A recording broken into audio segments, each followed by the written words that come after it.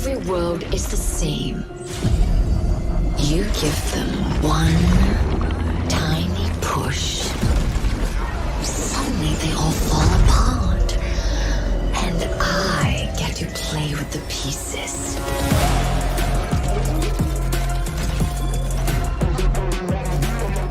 This world is so fragile.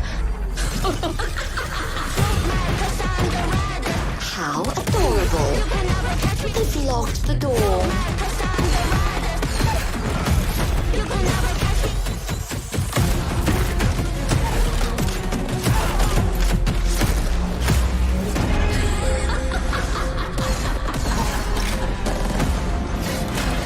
I'm gonna take this. You're clearly done using it.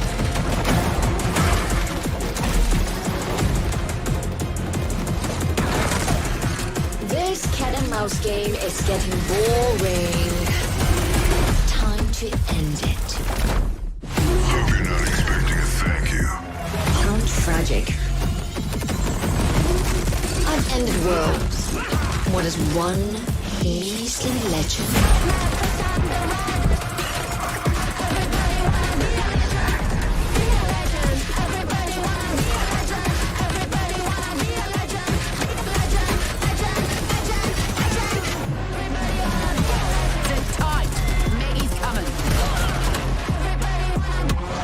Not done yet, Dad. This bird's got fangs. Took down some prey.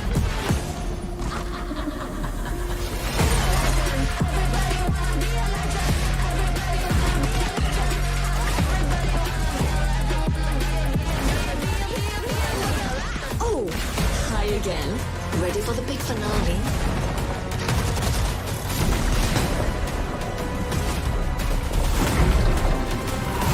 This place is kinda nice.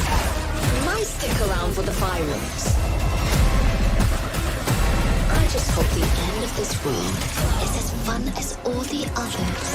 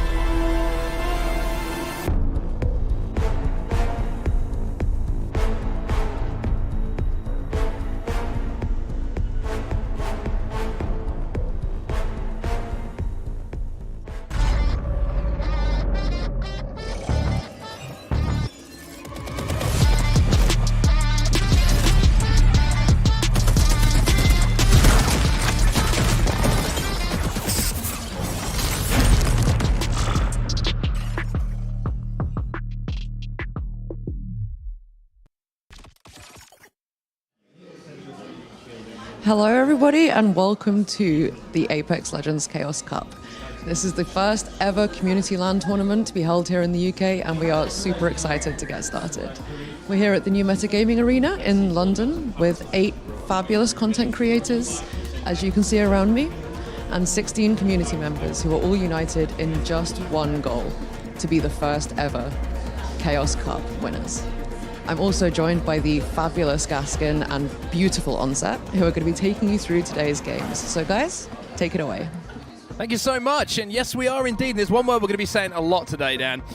That's chaos. Chaos. This is the Chaos Cup, everybody. It is the first UK, I believe, community event that we have in Apex Legends. It's great to see some of the best creators from all over the UK come down here to London, beautiful London, to be a part of this. It's going to be fun. Chaos. It's going to be chaos, everyone. Chaos. Every time he screams it, I think Chaos. I'm going to be off my seat. One more time. Maybe there can be a counter for every time Onset says chaos today. But yes, there's going to be a lot of chaotic elements to today. Chaos. And you already heard a little bit of what's going to be going on at the start of the show with the opener there. But there is going to be 4 different teams to begin with. They're all going to be competing against one another in team deathmatch here. And then once we get past that point, we'll have a lower table. We'll have a championship round to try and determine Onset who is going to be finishing first, second, third, and of course, last place fourth. Yes, fourth place. We'll say not last place. Not last place. No, fourth just place. fourth Fourth place. place. Just off of the podium is what we're going to be saying. If you're wondering how it's going to work, TDM scoring. We're going to be playing some team deathmatch today. It's going to be 1 point for each win. Tiebreak is where it gets a little bit more intricate, where we start to take into account total team kills and total team damage. All of that will be tallied up by people who are far more intelligent than us two. Definitely more intelligent than you. Maybe not me. Anyway, we also have a lot of chaotic elements today. You're going to say, why is it a Chaos Cup? Chaos. Well, we're going to have the Wheel of Fortune, which I have been told I am in control of, and that will help us select which map we're going to be competing on every single round, and we will switch peripherals for a time. So if you were a controller player, you might have to switch to mouse and keyboard, and of course vice versa. Yeah, we're having a little bit of a discussion about what one's going to be easier to go back and forth. It'll be for 2 minutes and 1 second as well, thanks to, well, if you're wondering why 2 minutes and 1 second, because Season 21, Dan. Season 21, we're clever like that. All the numbers line up. It's good. Start to be like that meme of like the Hangover, where you start to look at all the numbers. different numbers. There was also part of an element there, which was the team changing element, where they will be switching seats, lovers to enemies, enemies to lovers. I don't think it's going to matter too much. There's going to be chaotic elements. These are the 4 teams that are going to be competing here today, though. All right, I'll talk you through some of them. We've got Team 1, which is going to be Kadril. We have Ben, we have Jamie, we have Black Boy, we have Abdul Rahim, and we have Jake. And then Team 2 is Messy Nessies. Oh, Which I've got to be careful saying to make sure that I don't get it wrong. But we'll just take a look at some of the beautiful faces of Team 1 for a few seconds. By the way, Black Boy, very impressed with him. Last time that we casted a little bit of Apex Legends, one of these community events, he was one of the standout players. I think this might be my favorite team just from first glance of who's going to be able to take things today, purely off of Who would what have we've thought seen. your favourite team would be the one who's the favourites? The one who won last time, maybe, but we've also got the Messy Nessies for Team 2 here, which is going to be led by Sweet Anita and Melanin Games, our 2 content creators. So every team essentially is going to feature 2 content creators and 4 community members to give us a round number of 6. And then Team 3, we have Skibbity. You better. The Skibbities! Skibbities. Chaos. It's going to be led by Natty and, of course, the Gaming Merchant. Going to be leading that one up. And then number 4, Rat Jam. I love a bit of a Rat Jam. Maybe we're not going to see too many Rat plays today, but the Rat Jam is always a solid team name and certainly a good emo. Yeah, well. that Punch Kid and Simply Ashton are going to be leading Team 4, aka Rat Jam. Simply Ashton did say he wants to get some clips. He wants us to be able to commentate over said clips so we can add them to like montages and all sorts. So we have to see some big plays from him if that's going to happen. Hey, we're happy to do that for our part if you do your part. Yep. I think that's a fair way to say it, right? If we see some clips and we get some exciting moments, then you better believe we'll be jumping out of our seats or out of our stalls. But this is the moment that everybody has been waiting for. This is Dan's biggest responsibility ever on the broadcast. Normally we just have to talk and get excited about amazing stuff that happens in Apex Legends. Well, Dan, he has some manual labor to take care of because he has the Wheel of Fortune. I've been practicing, actually, all morning, all day. I've been making sure that my spin gets correct, and I've given that a good whirl, I would say, as we're now going to get to 4, which will mean we'll be competing on Zeus Station for our first map today, but it also means when we get to the peripheral change, it will be switching to controller. So anyone who's competing on mouse and keyboard has to play controller instead. That's going to be rough. Also, we get a little bit of a Storm Point POI action, which is always a good place to I was going to say, you know Zeus Station very well. I do. I like the big balloon. It makes me smile. I'm a simple man, everybody. But I like the fact that you're in charge of this, because I worry that would make it through the show if I was the one who had to spin it. I want to slowly couldn't get help. better. All that goes through my head is how fast does this thing go? Yeah, I was delicate with it, but I think as the show goes on, I might give it more If we need to more fill chaos. if we need a little bit of time filled, then maybe I can give it a go, and we'll see how long we can let it spin.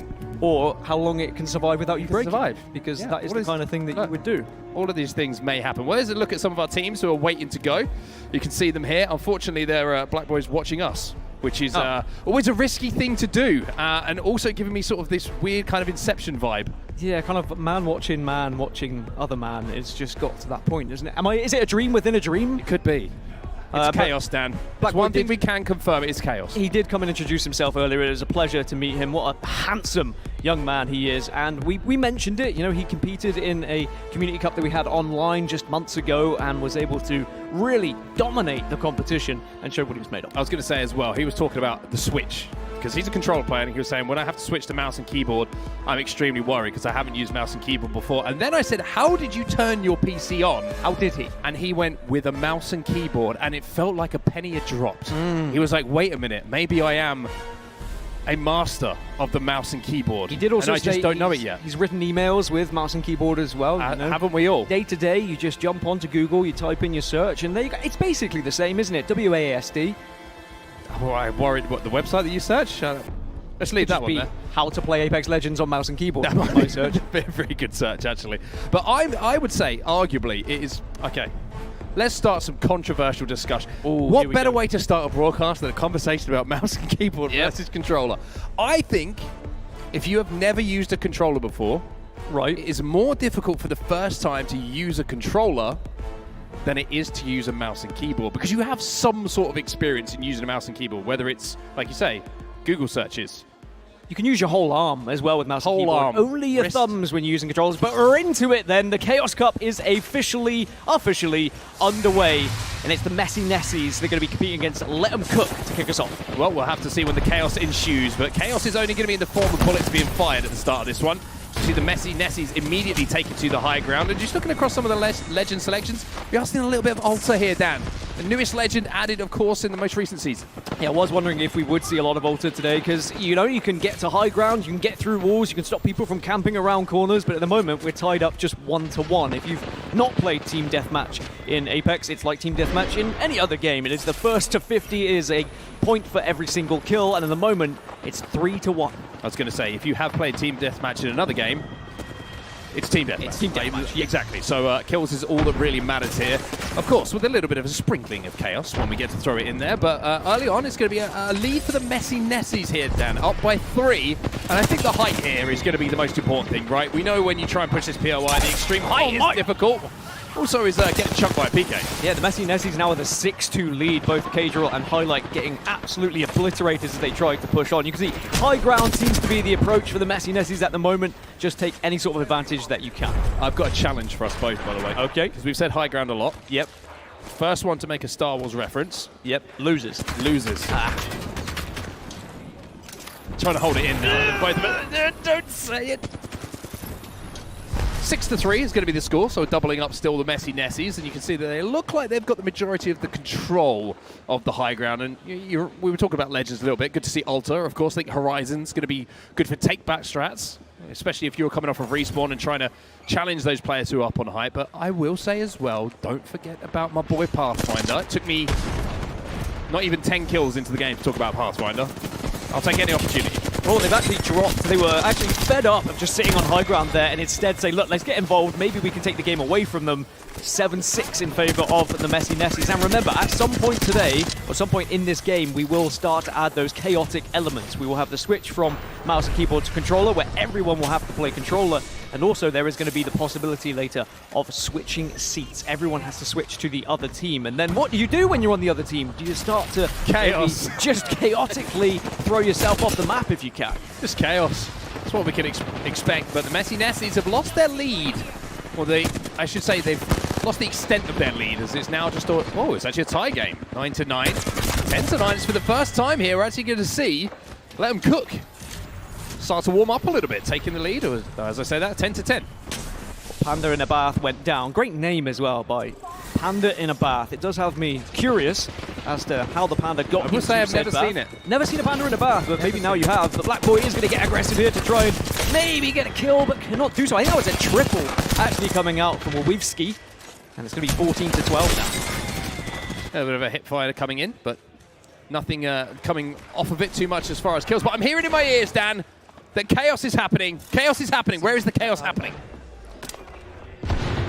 Okay, we are ready for chaos. It is time. I'm gonna count everybody down. So it's 3, 2, 1. Now we go.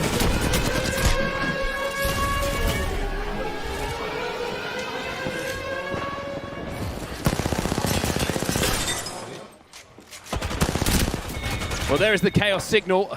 Cage will nearly just threw a right hook as he got taken down. But please explain, Dan, the element of chaos that's coming in. This is the change of controller to mouse and key, or the other way around. So anyone who was competing on mouse here, and keyboard now has to play on controller. So we might see a few questionable POVs here. Oh, already, actually, I'm seeing someone maybe with a few struggles here. And this is what you said. If it's one of your first times of using a controller, can you actually hit the shots and make the difference for your team? But we're tied up 21 to 21.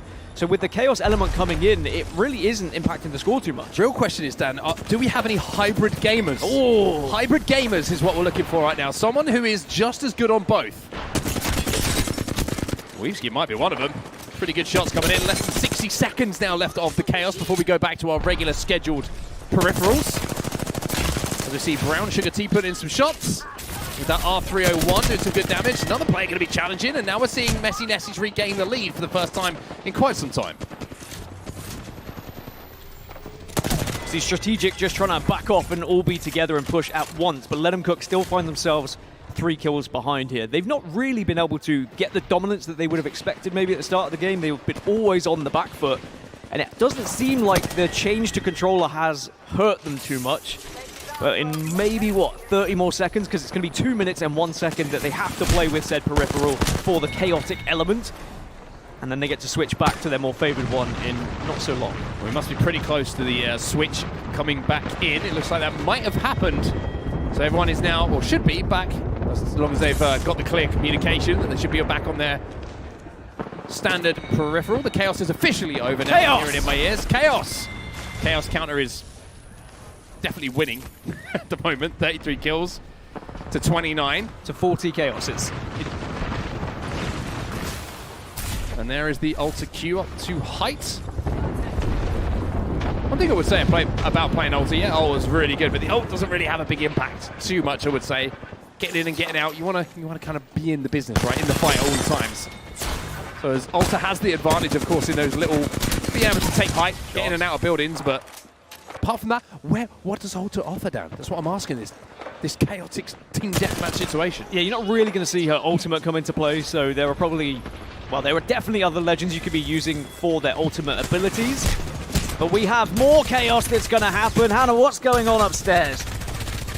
Okay, it is time for our next and my personal favorite type of chaos. It is time for the enemies to lovers switch. Everyone will change places in 3, 2, 1, go. Start the process.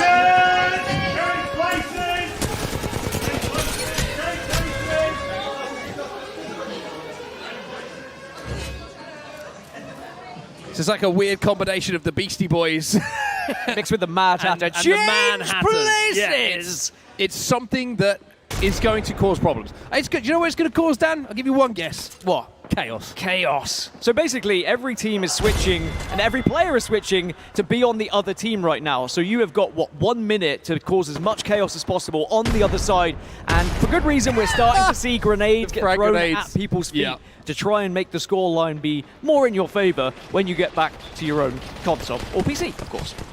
People seem to be finding out that they can't team kill with the guns, but maybe, just maybe, a little bit of a nade. With the armors being dropped, there is some strategy going on here. Look at the content creators, Sweet Anita and Black Boy, dropping the armors, trying to find some nades. I mean, Wardy just killed someone on the other team, just literally gave one more kill to the opposition team at that point, but we're tied up 41 to 41.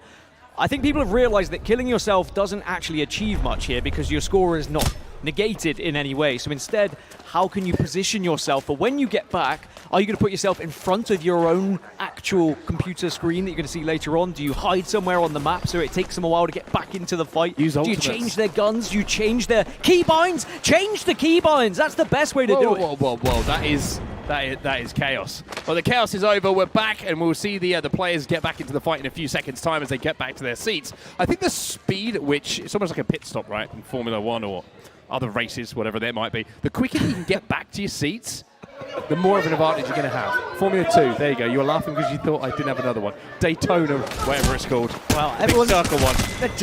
Everyone's back into their original seats, and the chaos ensued, but now there is 42-42 on your screen, so still tied up. Make it 43 for the Messy Nessies. Only 7 kills required now for both squads. We are closing into the danger zone here. This is where you don't want to be giving away too many kills. Well, the hip fire is pretty good here. Surely the kill will come in. Cajun will fall. And now 47-44. Let them cook, who have been trailing for quite some time in this game, Dan. They take the lead at the most important part of it. Yeah, this is where you want to be having the advantage and force the other team to be a little bit scared, to start to maybe cower away in the corner. And then you can get aggressive. You can utilize that altar that we've seen so often just to push people and get in their faces here. But suddenly, 48-47. Oh, big fight. Big 1v1 going down on height. It's going to be one. A little bit of team help comes in. 48-48 then. 2 kills to go on either side. There's a spray. There's a kill. It's beautiful to give them the lead. Messy Nessies just need 1. One more kill required, and it could be right here, as they will manage to achieve it, and the Messy Nessies get the 50th on the board. High fives all round. Chaos did most certainly play a part in that game. It certainly did. I mean, I'm not sure which part of the chaos had the biggest impact, but there was a lot of it. There certainly was a lot of it, but it is the Messy Nessies who will be our first winners of the day. And I've got to say, I love how it came down to just the final moments. We were tied up at 48-48. And then we saw some big 1v1s come in. And I've got to say, Sweet Anita was involved in one of those final fights there. You saw her straight line in. She had the final kill on her sights, and she was a big contributor to it. You could see the difference between the relief of victory and the sadness of defeat. Black Boy and Cadril. Never mind, he's not sad anymore. That's Black Boy all over, That's though, the isn't chaos. it? It's the chaos. Sweaty, though. They'll get to you. You can see he's getting a little bit hot, a little bit sweaty. He put a lot of effort into that just to get taken down right in the final moment. Yeah, I mean, you could see how much it meant as well. Cadril, he wound up at one point. He was, he had the fist ready. Sweet Anita, I'm not sure if she's happy I think with she the was control saying or the not. controller was very difficult. Difficult. See? I'm not crazy. I think it's more maybe difficult. had it been, we don't switch the peripherals, it might have been a situation where their team was able to dominate a little bit more. Because remember, they were ahead by 3-4 kills throughout the majority of the game. The Chaos element did allow a little bit of a comeback from Black Boy and the rest of the squad. Comeback ability. Yep. One of my favourite made-up words. Oh, comeback ability. How is your comeback ability when you look at the compatibility, inability. which affects your combat ability? I did see a few drill abilities being used. Actually, the one moment when they all switched teams, they all tried nading themselves. They realized that you don't lose score for killing yourself. And then they suddenly changed to let's try and position themselves as far away from the team as possible so that then you're going to have that advantage. This was the moment that Mad Hatter called for a change of places and everyone had to get involved. But look at the intensity on Cadrill's face. I will say, I think he was leading the way as the emotional leader for his team. Don't know whether that was a positive impact or a negative one, but there's that final kill. So Sweet Anita saw the weakness, sniffed it out, straight line, dead. So, beautiful stuff. Beautiful stuff indeed. So the Messy Nessies get the victory, but we do have an interview with Cadril. Hannah, take it away. Hi everybody, I'm here with the lovely Cadril. You might know him more from League of Legends than Apex, but I think it's time that you made the switch anyway, so it was bound to happen. So, first of all, what happened with the seat switching? How did that knock you guys down? Was that, because it was equal before. Yeah, well, I was like, okay, on a seat switch, let's drop all their armor and guns and run in the middle, okay? And then they started throwing grenades, I think. So I just started running into their grenades and I died, which was really funny. But I swear, Anita, when she sat in my chair, she must have changed my settings, because 1 kill, 16 deaths, that's not like me, you know?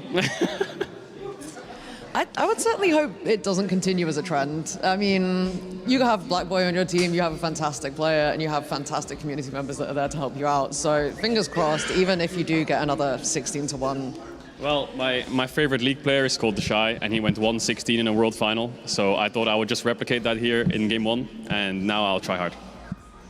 Of course. I can't do an interview with you without expecting you to bring up The Shy. So shout out to The Shy, brilliant League of Legends player, and the best in your books, I presume. Yep.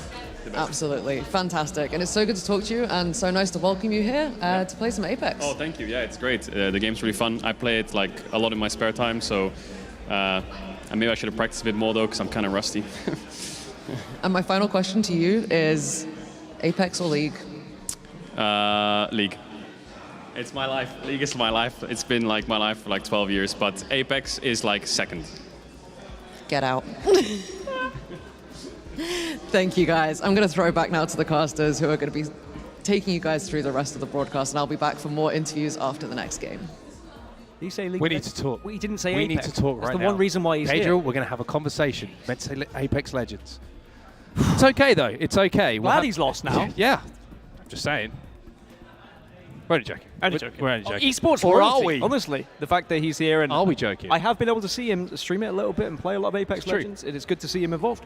Yeah, I think it's going to be now the comeback story for him. Obviously, a tough loss, we will say, in that first game. However, plenty more games to go, of course, as we move through. Now we get the opportunity to see some of our other teams who are going to be going up against each other. We'll take a look at some of the stats, of course, from that first game, and keep an eye on the kills and damages as well, because if we do get down to a tiebreaker, where we see a couple of teams matching up on total points from their wins, then that will be a contributing factor. But Messi Nessies, look at them. Look on at top. them go. Look at them. They get one win on the board, and just Kings to and Queens of the Chaos. elaborate from earlier, it is going to be round robin, so everyone gets to play each other, and then once we find out who our top 2 are, who our bottom 3 and 4 are, we will then get essentially a third place playoff, and then we will get our championship match to see who is going to be the winners of the Chaos Cup. But it is the Messi Nessies who lead the way in a 50-49 to kick us off. I mean, what better way? What more could you What ask else? for? We had chaos. We had seat switching, which I've learned, by the way, I find very difficult to say. And what else is difficult is something that I'm not allowed near, and only one man inside this venue can touch. Now, his name is Daniel Gaskin, esports color commentator of the year, 2023. Yeah, 2023. Dan, take it away. I've given it more pace there. Again, gentle, delicate, don't want to break it, but it has got a bit more momentum, which means we have to wait longer. Make notes, everyone, because you never know when you might be in a position where you've got to spin a wheel. And it is going to be 5, so that puts us on to the Thunderdome. Okay. Thunderdome is going to be where we head. And I mean, Thunderdome being introduced to the map pool was always good when we saw it added into TDM, so I'm excited to see this one, but it also means Mark Onset Hatcher, mouse and keyboard is where we go. So any of those controller players who haven't been able to write too many emails are going to be struggling a little bit when we do switch over. You'll be regretting the hours that you didn't spend writing emails? in Excel or in spreadsheets. In spreadsheets. Now, I will Google say, Sheets, you whatever spoke it about might be. multi-gamers and like multi-peripheral users. That BI, I started on Apex That as would a... be. That would be I. I started on Apex with mouse and keyboard, and then I switched over controller because it was better. And there will be, I'm sure, a few players upstairs who have done something similar, right? They're probably sitting there going, "That would be I." That would be I. That Everyone sounds goes, who plays on controller? That would be I. I mean, that sounds like a quote out of a movie. It's like, who was it? The man. We saw him in the shadows, and he comes out and he goes, "That would be I." I don't know why it's Hagrid, by the way, who comes out, but Chaos. could well be. Yes, it's and the there's the chaos map pick. getting to me, everybody. It is going to be Thunderdome. Excuse my bad reading earlier. I don't have my glasses on, and perhaps should have. For the best. But for the best, really. At least I Great can job, see what's though, I happening. will say, on the spin of the wheel. You really are making that your own. Yeah, I think I'm going to get more aggressive with it later and see how we go on. But I'm just glad that I've been able to get 2 different maps and 2 different modes, essentially, with the mouse and keyboard. That's if what I just spam if the I same was doing every it, time, if I was doing it, you know for sure we'd be playing the same map all day. you just stop it each time. You just, yeah. All I want to see is controller gameplay on Zeus. The chaos. I want the chaos. I live for the chaos, Dan. So what was interesting from the interview with Kadra was the tactic of when they had the seat switching element, right? He wanted to get all their armors off, make them naked, and then throw them in the center of Zoo Station so that it would be easier to pick them off when they got back into the game. I think we're going to see this develop over time as well. I think, the strategies are going to start to take, not just the basic, shall we say, strategy. There's going to be step-by-step processes that are analyzed, refreshed, until we get the premium strategy that's going to come out towards the end of the day. Maybe when we head towards that final. Armor's off. You know what they say, Dan? What do they say? Armor's off, guns up. Guns up, chaos. Chaos! That would be I. Well, the Team 3 and 4 are now going to start getting ready, and we get even more content creators that are going to be involved. One who I'm particularly excited to see is simply Ashton. Big expectations, I think, from me about what he's going to There's be a able rat to on your achieve. shoulder, young man. Well, it looks like we're ready for the next game, everybody. We are indeed. It's Thunderdome, so the extreme height of this map is going to be a big difference maker. A lot of those zip lines. This is going to be essentially like 2 rams headbutting each other at the start of this game. You see both zip lines, either side of the big skull in the middle. And here we go. There's the nades. There's a lot of nades. There's arguably, Dan, too many grenades. Chaos! It's chaos. It is always a battle for the skull here on this map, and you'll get the initial leaders who will take control. They'll have the high ground, and then it is just about trying to retrieve that high ground from them. I wonder if that was an aggressive, offensive Horizon Q or a defensive one. I mean, that's such a good strategy, right? If you're contesting at the top here and you're trying to get that high ground, you throw a Q down, a grav lift, and you force them all off that high ground, that could be a big play. Complete control of the high ground is going to be yours. Well, it's a 4-1 lead, so Rat Jam win that initial headbutting that you were speaking of. They were the better headbutters, not the headbutt-eye. Headbuttists. And now they can just kind of dictate the pace of how this one is going to go. Like, do you try and get aggressive? Do you try and catch people off spawn? Do you start to push into these different areas? Or do you encourage them to join you at the top of the skull? A couple of grenades going up. And there's your boy, Simply Ashton. He is one of the players who's up on that height. And it's interesting to see, right? We're not seeing this kind of throwing of bodies to try and take back map control. It's 4-1, and it's been that score for quite some time. I wonder if there's going to be a little bit of legend selection going in off the respawn. If people are going to think, what's the best way for us to retake height here? Do we try and flush them out with a few knuckle clusters coming in from the fuses that we're seeing? But Dan, I'm hearing in my ear, I am hearing in my ear that it's time for chaos. All right, perfect, guys. It is time, once again, early game this time, to do our switch. So everybody, 3, 2, 1, peripheral input switching. Run, guys. Pasha. Chaos! It's chaos. Absolute bedlam. So now we get to see they're moving over to mouse and keyboard. We're going to see who sent the most emails in this lobby. That's what we're going to see. Yeah, there's a few people who didn't have to move. Of course, those who were already on mouse and keyboard were more than happy to just keep going amidst the chaos. But those who do have a controller are now going to be... Well, do you change legends when you're suddenly on mouse and keyboard? Do you switch to something like a Pathfinder to get the whippity-whip on the go? The whippity-whip, the swippity-swip. Also, we get to find out now what content creators have agents. Because if they've got an agent, they're probably not sending the emails themselves. You know what I mean? That's Whereas true, if they are, and they're switching from controller to mouse and key, maybe they're going to be, you know, those email... They call them emails in the bank. Do they? No. Who's they? What they do now. You can see a few people... There's a lot less gunfire now we're on mouse and keyboard. I think there's people who are reluctant to push, waiting for the chaos to end before they then get back on their preferred device, which is the controller for half the lobby. And then they'll start to get on the push to the skull. 11-3. This is a more slow-paced game than what we saw at Zoo Station, but I think the map also is going to play a big part of that. You can see the damage coming out now. Hemlock in R9. I'm a big fan of that combo. I was going to say, this looks like someone who is very comfortable on the mouse and keyboard. Oop. Some good shots coming in, 13-6. So the score only going one way here for Rat Jam, and it's the right way if you're a Rat Jam fan. Which is now officially what a fan of Rat Jam is called. A Rat Jam fan. The Rat Jam fans. I did see a rat on a shoulder, and I'd like to Rat see Jams. that Rat Jam.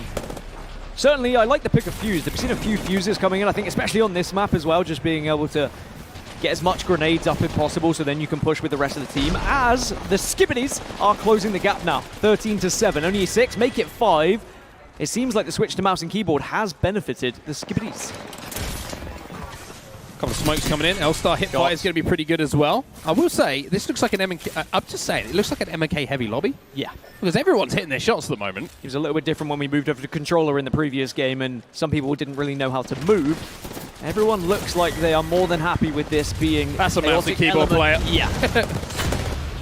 That's one thing I put. I put a good amount of Apex coins on that one, Dan. They are now officially allowed to swap back to their preferred device, so anyone who was struggling on mouse and keyboard can now play on controller once more. But we can really see that there's plenty of people here that... Oh no, here we go. There's an official switch that we just saw on our screens. And it was the man with the rat, the man with the plan, the rat jab. Who's playing? Is it the rat? Is it like... We can't see the tail. We don't have the answers to that. One thing we do have answers though is the height of eye fashion. As you can see in the bottom right-hand side of your screen, those are Child's sunglasses. Yes. I presume. Do they help? Is the real question with your ability to play Apex Legends. Now, it does seem like the Skibidis are losing their lead, so I really think that Rat Jam had more controller players on their team that were struggling with the switch, whereas Skibidis are going to be more than happy when they do get sent switch. Now, remember, we still have the other Chaos element that will come into play a little bit later on, where they have to switch seats. And will they have learned anything from Kadril about how you try and manipulate the game when you do have that opportunity to play in your opposition seat? I would have been watching. You know me. I'm always looking for that competitive edge. Any way that I can get an advantage, I will take it. 20-14 the score. 6 kills the difference, so it's timed up a little bit here. No one's really getting away, but Simply Ashton kind of extends that lead a little bit more with the Havoc. A little bit more hit fire coming in. Unfortunately for him, he just didn't have the shields to really reach out that, but really have an option. 23-16. As we're seeing a Kraber. This could be the difference maker. All right, Gothic Lady with the chance to make a difference with said Kraber. A lot of responsibility when you have a weapon like this, though. And we'll have to see whether in the kill feed later on anything will happen. Which would be your weapon of choice in TDM? What do you think my weapon of choice would be? Havoc. Yes. Why? Or Hemlock. Why? Because you're a controller player. Because I'm a controller player. That's right, baby. I will be picking the meta guns. I mean, Hipfire Havoc on controller is ridiculous, as we see a more... It's really difficult, man. What are you on about? Knuckle Dusters coming out. It's not that difficult. Hey, you just got to be highly skilled. I mean, what's difficult is trying to keep up with taking that fight against a controller player and not allowing them to get that beamage on you, and whether that is, you know, utilizing what's around you, your surroundings, trying to avoid the shot. But this is the push that you were talking about. There is, you kind of got to go for it, right? When you're this far behind, you need to try and do something a little bit different. Hipfire coming in from the Hemlock. RE45, maybe not the best of weapons, but there's a Havoc on the floor there, which I would suggest picking up. 29-17, but I think you're right. Let's get to the point in this game where it's like we need to take back height control. They tried to formulate a push together where they all went up that zip line. I think you got maybe look to attack it from some different angles. A couple of people going up the zips either side. Maybe a Horizon Q to go in there to get the height. Maybe a Pathfinder. Hey, maybe a Pathfinder. Dan, nobody's playing Pathfinder. It's getting to me. Nobody is playing Pathfinder. I haven't seen much Revenants either. I thought we would see a few more Revenants just for the added shield you get through Revenant's Ultimate, but apparently people are saying, look, we want to play things that are maybe a little bit more mobile. Well, speaking of mobility, Dan, are you ready for some chaos? I'm ready for some chaos. Are you ready for some chaos? I am ready for some chaos. We're hearing there's some more chaos available. Well, they're ready for some chaos. I'm definitely ready for some chaos. I don't know if these guys are, though. It is time to do enemies to lovers and seat swap again. Some people have got some way to go, so it's time to get your sprinting gear on. All change!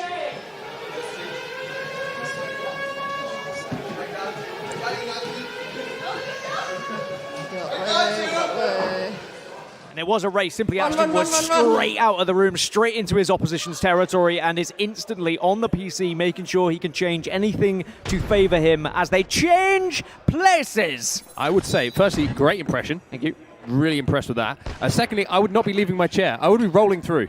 Oh, wow, that's a taking them strategy. out on my way through. Actually, don't do that. Health and safety will have a problem with that, and understandably so. There will be a lot of injuries. So is there going to be any strategy from either team here with where you position yourself? Now, we've seen how this map has been unfolding. The high ground has been the advantage. The skull has been where everyone plays. Do you just put everyone down on the low ground? I think so. I think if you're not in control of the high ground, this change for you is probably the biggest thing, right? Because it's going to allow you to at least have a level setting again. Like no one's on the high ground, everyone on the low ground.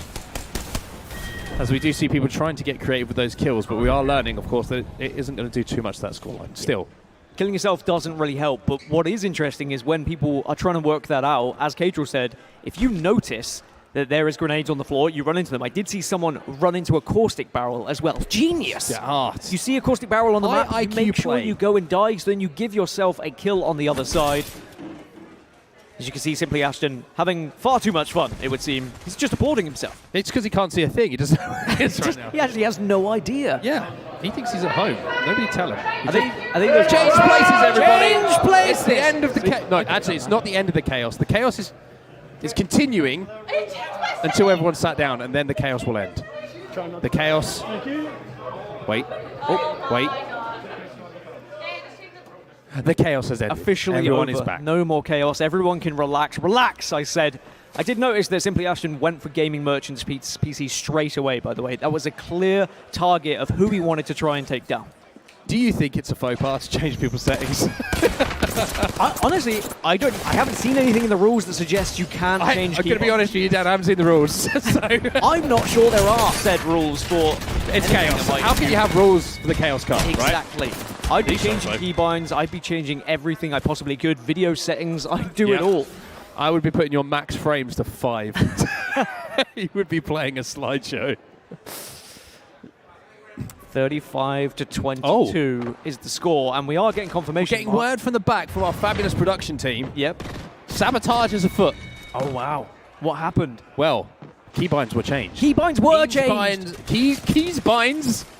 Keysbinds, everyone. Keybinds were changed. Well, you did say the meta would develop as we went on today, all right? As more people started to realize how chaotic they can be in said chaos. I think that's genius. Change the keybinds, make sure they stood still, and have a memory of where they were, so then you can go take them down whilst they're stuck in their pause screen. When you arrived today, did you think we'd be discussing the meta of chaos? I did not. Well, actually, Here we go. when it was pitched to me, I was like, yes, we would be discussing how the chaos meta changes throughout the day. It's true. It's true. Well, I've seen a little bit of Fusey Boy. 40 to 24 is going to be the score, though, and it's Ratjam who have really had this lead down. And I think it all came down to the opening rush. We look back at it. The height is such a big thing here on Thunderdome that it's difficult to wrestle it back, and you're always going to have to give up a few kills by essentially just throwing bodies up on height. And if you aren't going to be able to, in that switchover, win the secondary battle for height, it just becomes it becomes an uphill battle. It does become... that doesn't count as a Star Wars reference, does it? Just double check, no. because we're still playing that game. When did he say? Do you not remember when Qui-Gon Jinn said... It's an uphill battle. It's an uphill battle, Obi. They might have been like a throwaway comment or something. Actually, it might have featured in one of the films, surely, as there's 9 of them Also, now, that was plus the first Star everything Wars reference was actually you. Because I hadn't mentioned it. Because You brought it up. Does that count? So do I lose? I'm not sure that's how it works. Okay. You said Obi-Wan. 6 more kills required, and that could be one of them. Make it 5 as Simply Ashton drops, locks, and From the pops heavens! the 45th kill in. Sorry. Simply Ashton from the heavens! Sorry, everybody. Gotta give people audio clips, man. I know. Well, I think we can safely say that no matter how much more chaos would be introduced to this game, Ratjam, I've got this one in the back. I think you underestimate chaos. I do underestimate chaos, but I think we're only allowed 2 elements of chaos per game. That's fair. There would have to be an unprecedented amount of chaos. You officially ended the chaos earlier. You even waited, you paused. You That's allowed true, everyone that's to fair. relax. This is on me, everyone. I can only apologise. 3 kills to go then for Ratjam. And I will say the kill difference is pretty extreme in this one. And Ratjam and Hero also have a Devo. And that is a gun which is, I would say, grossly overpowered as a care package weapon this season. That's and, one way it's a to very put it. good way to close things out. 1 to go. 1 to go, and is the Devo going to be the one that puts the final nail in the coffin for the Skibbidins right now? Devo! Gets aggressive, Devo! and Devo! Ratjam will get the victory, and they will put a point on the board. Again, high fives all round, celebration. Simply Ashton, excuse me. Still no idea where he is. He doesn't have a clue. Are they the They are not glasses you- see-through. It's just completely, like, solid. Are they the kind of glasses you use to look at an eclipse? Is that where he's got it from? Yeah, or it's just like the type that they put you on when you go into like a soundproof booth. Why would you put glasses on to go into a soundproof booth? Chaos. Chaos. That's why I got confused with my senses. But you get where I was going, right? It's like a sensory deprivation I thing. do like that Simply Ashton is adding his own element of chaos to try and put his team to a detriment by wearing child sunglasses, but still finds the victory and still comes out on top in what would be a very dominant faction, actually. The most one-sided game we've seen so far. Well, we'll have to see if the chaos meta continues to develop. I think it will. So we've had keybinds being changed. I think that opens a can of worms. I think it does. Because now I would be setting yours to like a keybind for like opening, I don't know, calculator I or think something. as long You know what I as mean? it's in I would be game. putting macros. I'm happy. As long as otherwise, you just do Alt F4, make them get back into the game. That's If you press A, it completely shuts off. Shuts down the That's PC. It, yeah, Well, there's confirmation. Ratjam will get their first victory on the board and maybe looking like favourites to with the fact that they did just dominate that game. Yeah, it was a very strong performance from them in the midst of Chaos. I was going to say our nonsense. It was almost doubling up when it comes to those kills. They really did do a good job. I did think the seat swapping is going to be more impactful as we go through, though. Like you say, with the development of the chaos and how it's going to impact the game, because I do think there was that interesting conversation that we had, like with the big difference in height that you have on that map. It's the reset, right? You get the ability to reset that height, fight for it again. And if you're chasing, then I think it's a good way to actually kind of level the playing field and give yourself a chance to get back into the game. Use it to your advantage, as long as someone doesn't set your keybinds to open, I don't know. Anything. Any application that would minimize Apex would change things, wouldn't it? But I do think that speed of which you move seats is going to start to become more of a thing as well. Are people going to get tired? Does fatigue come into the equation? I've just had a really good meta thought. All right, more meta thoughts. So I would set one of your keybinds to open your controller settings. Oh yeah, as you know what I mean, like, or just your inventory in general. Yeah, like anything like that. And then it'd be like, whoa, am I mouse and key? Am I on controller? I think video settings could be changed. You could change graphics. All sorts could go down. But Hannah, of course, has another interview upstairs. Who have you got? I'm here with a very special guest, and I can hear you asking, who is more special than Kadril? Well, this guy is more special than Kadril. This is our very own Hyro, also known as Azamat, and he is one of our regular customers here at New Meta, as well as being a competitor at the Chaos Cup. So you probably have an advantage because you play on these computers every week. What do you think? For example, I'm so excited because it's let me say that it's first time when I'm playing the place like us in LAN, in a tournament, like something like that. I'm very excited actually because it's my first experience. It's really fun. Like I saw the most of like streamers and I meet with them, and it's really, for me, it's really interesting. Thank you so much. And also, you are a mouse and keyboard player. Yeah. You still have yet to switch your input because it was a mouse and keyboard switch this time. Yeah. So you're going to have to play on controller at some point. How do you think that's going to go? If to be honest, I never played with any game with a controller. Maybe only football, but it's nothing like if to compare with the shooters like FPS.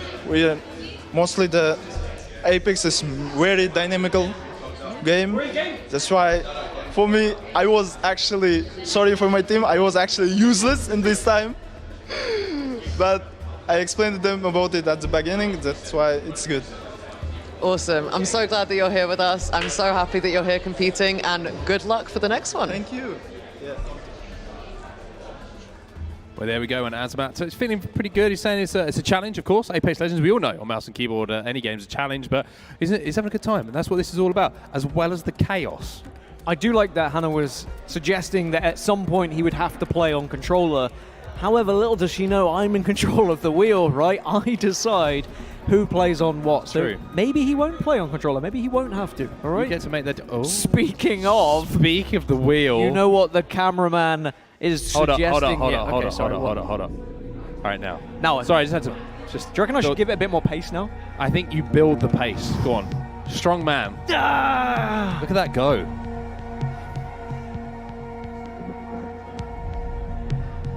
This is tense, isn't it? This is why you don't spin it that much, I think. You can go for a softer spin. I'm predicting this is going to be a 1. No, it's going to be a 6. 6! We're going to the rollers! We are going to controllers. We're going to the rollers. We are going to Skulltown, which I am particularly excited about. Skulltown was where I was born and bred, as were many... Forged in the fires Apex Legends players. Of Skulltown. Original Skulltown as well. Oh, what a good time, man. There's nothing quite like it, was there? I think that when you think about the history of Apex Legends and dropping into Skulltown... Wingman and PK. Peacekeeper, no automatic weapons needed, just bring a tear to my eye. Pop, drop, and lock it. Good times, man. Good times. Great times. But we'll look back on those times, and I'm sure we'll look back on today as one of those times. Who knows? In the first ever Chaos Cup. Season 40. Teams, let's have a look at the standings and the live scores, which are live. Wins 1 apiece for Messi, Nessies, and Ratjam. But that difference in damage is why you are seeing Ratjam sat at the top of the pile of chaos, which is now officially what this is called, this leaderboard. You know me. I do. On set, I'm a stats man. You right? are a stats man. One key takeaway, the Messi Nessies in second place have less damage than third and fourth place. So that could come into be a factor later. So map has obviously had an impact on those damage stats because there was a lot of more long-range fights, grenades going in, not as many kills cleaned up as we saw in the first map that we had. But we'll have to see whether later on, if we see tiebreakers, whether that will come into the equation. Malcadra's back after the interview we had alongside Black Boy. Of course, they're going to be the two content creators on this team. And maybe they can make up for the loss that they fell to earlier. Maybe. Well, they need to be honest with you. It was a loss, a hard-fought loss. However, what was it, 1 kill in the end? It was 50-49? You don't get close than that, ladies and gents. And Skulltown, like we say, is going to be where they throw down. I will say, I would say out of all the POIs, and I'm just talking like through BR, TDM, whatever it is, Skulltown is the one that I feel the most emotionally attached to. You just cry every time a door opens. No, just because it was fun to just grapple at people in Season 1 with a Peacekeeper. You're not going to let go of Pathfinder, are you? Never. No one's playing it. Maybe if someone plays it, Dan. Maybe if someone locks in a Pathfinder. Say it louder. I did see someone just locked in an Ash. So we are going to see a few different legends being selected for Skulltown, as that's going to be our map. It's going to be our third match. Pathfinder was built for Skulltown. Now, that isn't lore. That isn't lore. That's in its official lore. That's not. Well, as we have previously had in other two games, we're going to have more chaos later on. But when the chaos happens, will be down to the admins. I can't decide when the chaos is going to happen. It's not for us. I only have control of the wheel. That's the one responsibility I was given. Well, it's now going to be the Skibbities going back at it again. It's going to be our two teams that currently are without victory going toe-to-toe here. Well, throw down. Let's see. This could be the difference maker between your tournament ending and maybe continue a little bit more. Rampart wall's going down, by the way. That amped cover is a problem, and a smart thing to put down as well. You're going to boost that damage from those LMGs coming through. And it's going to be at the start of this. Let them cook, who are starting off the, I would say, the most seasoned. There's a better cooking reference in there. That was weak. They're frying. 4 out of 10. Yeah. Frying's better. They're sticking them in the oven. I'll come back. Give me. You take over. They've done pretty well to begin with. 7-1. I mean, they sauteed them. What? I think that Skibbities are struggling here to give my best color caster analysis here. That's why you won the award. They are struggling. Let them cook with an incredible lead, and now I think the Skibbities are going to be hoping for a chaotic element to come in to really give them a way back in, a ticket back into this game. Match number two was very slow, very methodical, but this is fast-paced, pure Octane gameplay. Speaking of Octane, there is an Octane. Gothic Lady's going to be playing Octane. However, the Horizon here is just having a shift and wiggle, and to quote the great Dan Gaskian, I've forgotten what you say. What do you usually say? Again, I'll come back to you. I'll come back to you. Are you alright? No, what do you say? Like when someone's like wiggling around. Dipsy doodle. Dipsy doodle. Ah, yeah, classic. You should know that. Classic Dan Gaskin. Because I now have to pay you royalties after saying that. That's actually $2,000. Thank you very much. Copyrighted. I only have 8. I'll give you 2,000 Apex coins. How's that sound? That works for me. I don't have that. Get me closer to my heirlooms. Right, well, now I am being told chaos is about to ensue. Change places! Hannah, sort us out. All right, guys, we're going to switch it up. Who wants the same order of chaos every single time? So we're going to do enemies to lovers musical chairs first, and it is happening in 3, 2, 1. Change the lights. I'll change. Right. No, change seats. Where am I going, bro? Go there.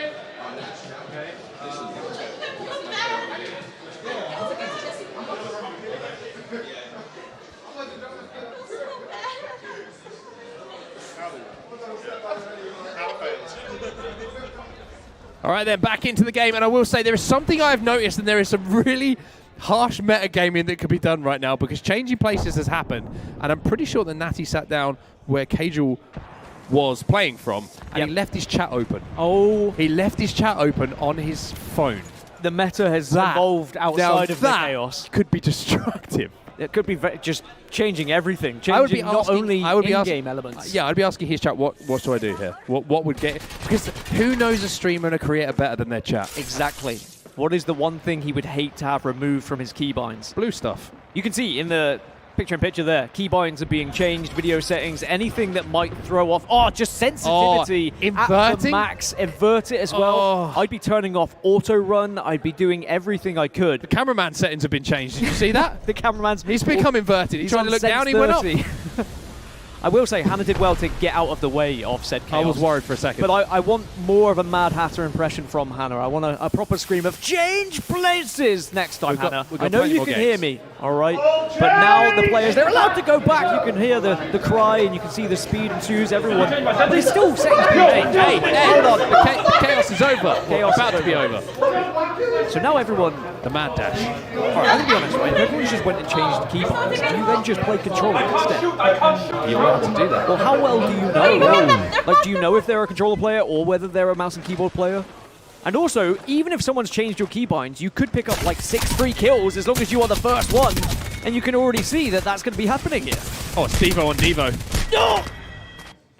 They both died so fast. Well, one of them died so fast. I mean, the Skibbities really needed I wonder this, if you though. could save a preset. We're You going can't. further in the meta, Yeah, aren't you we, can't. really, at this point. You can't. Well, we're just going with fists because there's no guns. So, yeah. They dropped the guns and then they ran away from them. Again, another part of the meta from the chaos. But still, let them cook have a significant lead here, 21-9. Make it 21-10. Yeah, I was going to say at the end of it all, it doesn't really impact anyone too much because it is still Let 'em Cook who have a significant 10-kill advantage as the gaming merchant on Rampart gets that amp cover down once more. Cadril now. The beast has been popped. Who let the dogs out? Cadril did. He's got that Spitfire in his hands as well. However, he looked away for a second and maybe he was checking that something wasn't said in the chat. He's a little bit distracted because the chat's just... I'd be panicking. Yeah. I'm not going to lie. If you were around and I streamed, firstly, which is... It does happen every now and then. Yeah, very rarely. And I left my chat open, I would be concerned for my future. And just your career in general, honestly. Guys, in-game and Actually, out-game. your career is also my career, so I don't think I would dive too far into that one. There'll be some serious self-sabotage. We are seeing a bit of a comeback from the Skibbities. 24-17. Have you tried saying that team name yet? Not? Or Skibbities. Skibbities, there we go. Yeah, it works. I'm probably saying it wrong, and I've just led you down a path. I tried my best.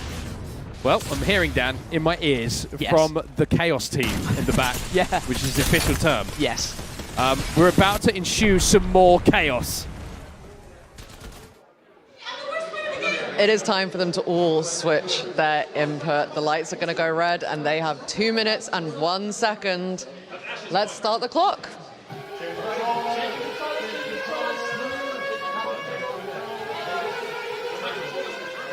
Oh. Cadril is going, this thing feels uncomfortable. Well, I think that someone has evolved the meta of the Chaos, and not only did they change the keybinds earlier, but they changed the controller bindings as well and the button layout. So you thought you were fine and dandy, you changed everything back. But I'll tell you what, someone who is comfortable on the controller is Black Boy, and he is already finding 2 on board to make it 29-21, and that is a freebie if I've ever seen one. You got to find the spawn here. You got to find the spawn because this is your opportunity to make these kills up. There's a little bit of a wiggle. He's spamming that crouch button while he's hitting that hip fire as well, which is going to make him a little bit more difficult to hit in that strafe. But look how something like that changes it, right? It's only 10 kills now between the two teams. Yeah, the controller players finally, I was going to say finally get a benefit, but you could argue that controller players have a big benefit. Whoa, anyway. careful there. What? Careful No, there. can't say that. Throwing these big statements around. It's a big statement. I mean, I play controller, so I'm also agreeing with it. Really it's much more difficult than mouse and keyboard. I will said say, the controller player.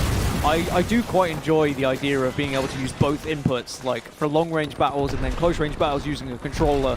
But it's chaotic rules. Maybe you could do that. 34-21. Even with the chaos coming into play here, the Skibbities have not found a ticket back into this game. You can see a desperate attempt with a devotion from range. Not easy to hit shots with a devotion from range, I will say. A lot of kickback on that one. Yeah, certainly is indeed. Well, it is getting a little bit. Well, it was getting a little bit closer after the changeover, but the lead has re-established itself now. 35-21. Let 'em cook. Still cooking. Still sautéing, and other associated food-related cooking terms. Boiling. roasting. Would you argue boiling is one of the most boring Flambe. One of the most boring ways to cook anything is to boil it. Like if I were to offer you fried chicken or boiled chicken, what would you take? I would. You'd take fried chicken. We would probably fall out. Why are you offering me boiled chicken? Yeah, who do you think you are?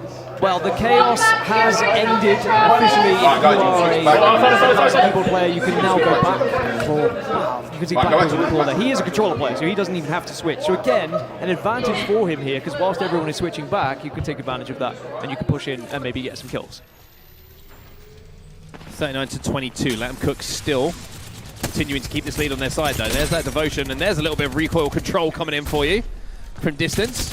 Wardy now with the hipfire finishes that one off as 41 kills is crossed. So just 9 to go here for Let 'em cook. However, here comes Sheila. Yeah, Rampart's an interesting choice, and I'm not really surprised. I think Rampart and Caustic both can be beneficial legends to be playing on Skulltown. Lock down some of those areas in the middle, down with the rooms as well, as it's 42 to 25. And again, with no more elements of chaos to be introduced to this match, Mark, I think that we are starting to get closer and closer to a victor here, and Let 'em Cook have been absolutely boiling them. We are fresh out of chaos, everybody. We've gone to the pantry, we've checked the cupboards, we've checked the fridge. How many bad cooking terms can we go for? None of those are cooking terms, they're just places you store food. But anyway, the chaos is over, what I'm trying to say. 4 kills to go here for Let 'em Cook. That'll be their second win as well. No, it wouldn't. It would be their first. It'll be their first. It is chaos, though, so you can give them a win I if can you make want. things up. You can make things up. You don't have a wheel. No, you this don't is why I'm have not allowed such it. power. 4 kills to go still. Dare you? Hit the zip line. This is where the comeback begins. That was just the Observer. Imagine the Observer hits the zip line and That's you what just I was get like hoping a for. nice little camera control as you path up. That would be great. With Natty trying to push the height, you can see her on the fuse. Shots coming in.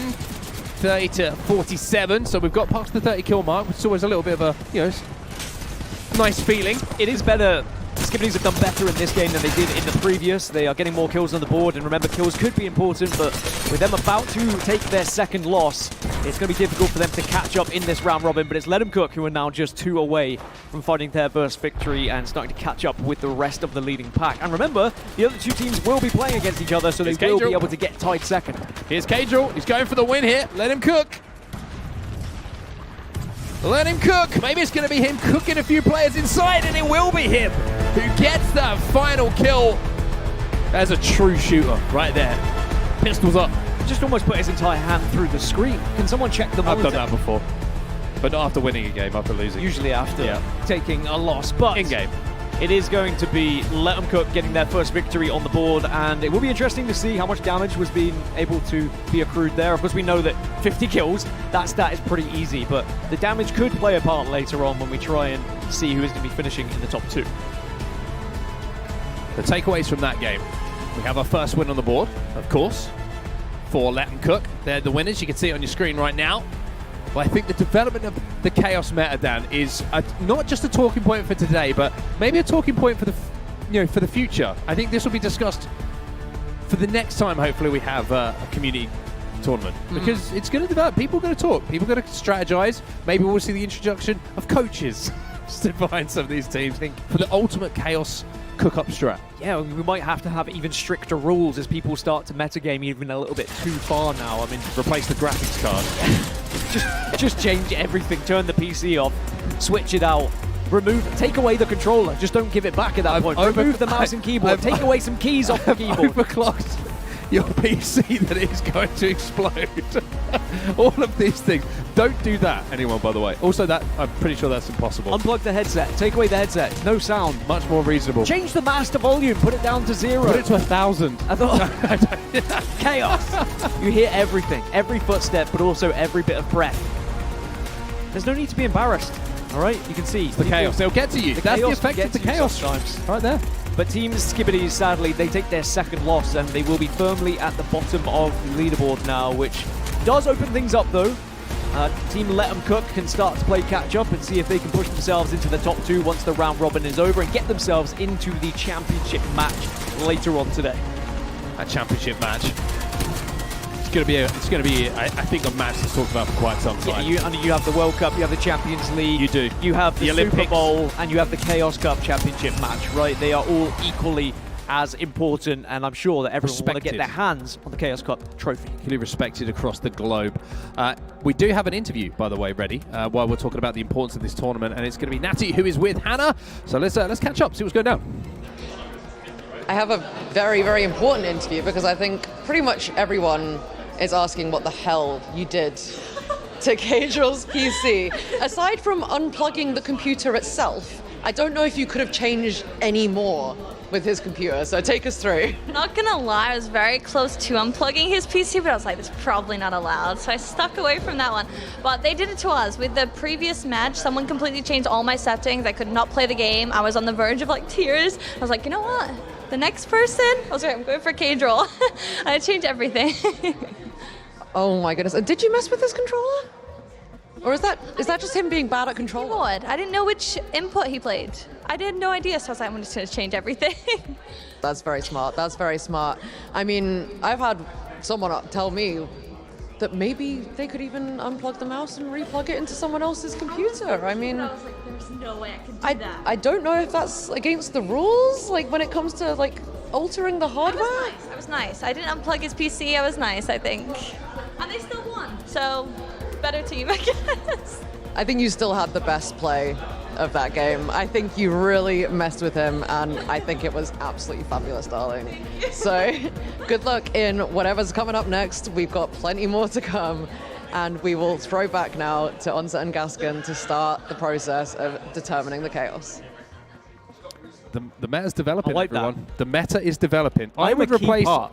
replace your graphics card with a vacuum cleaner.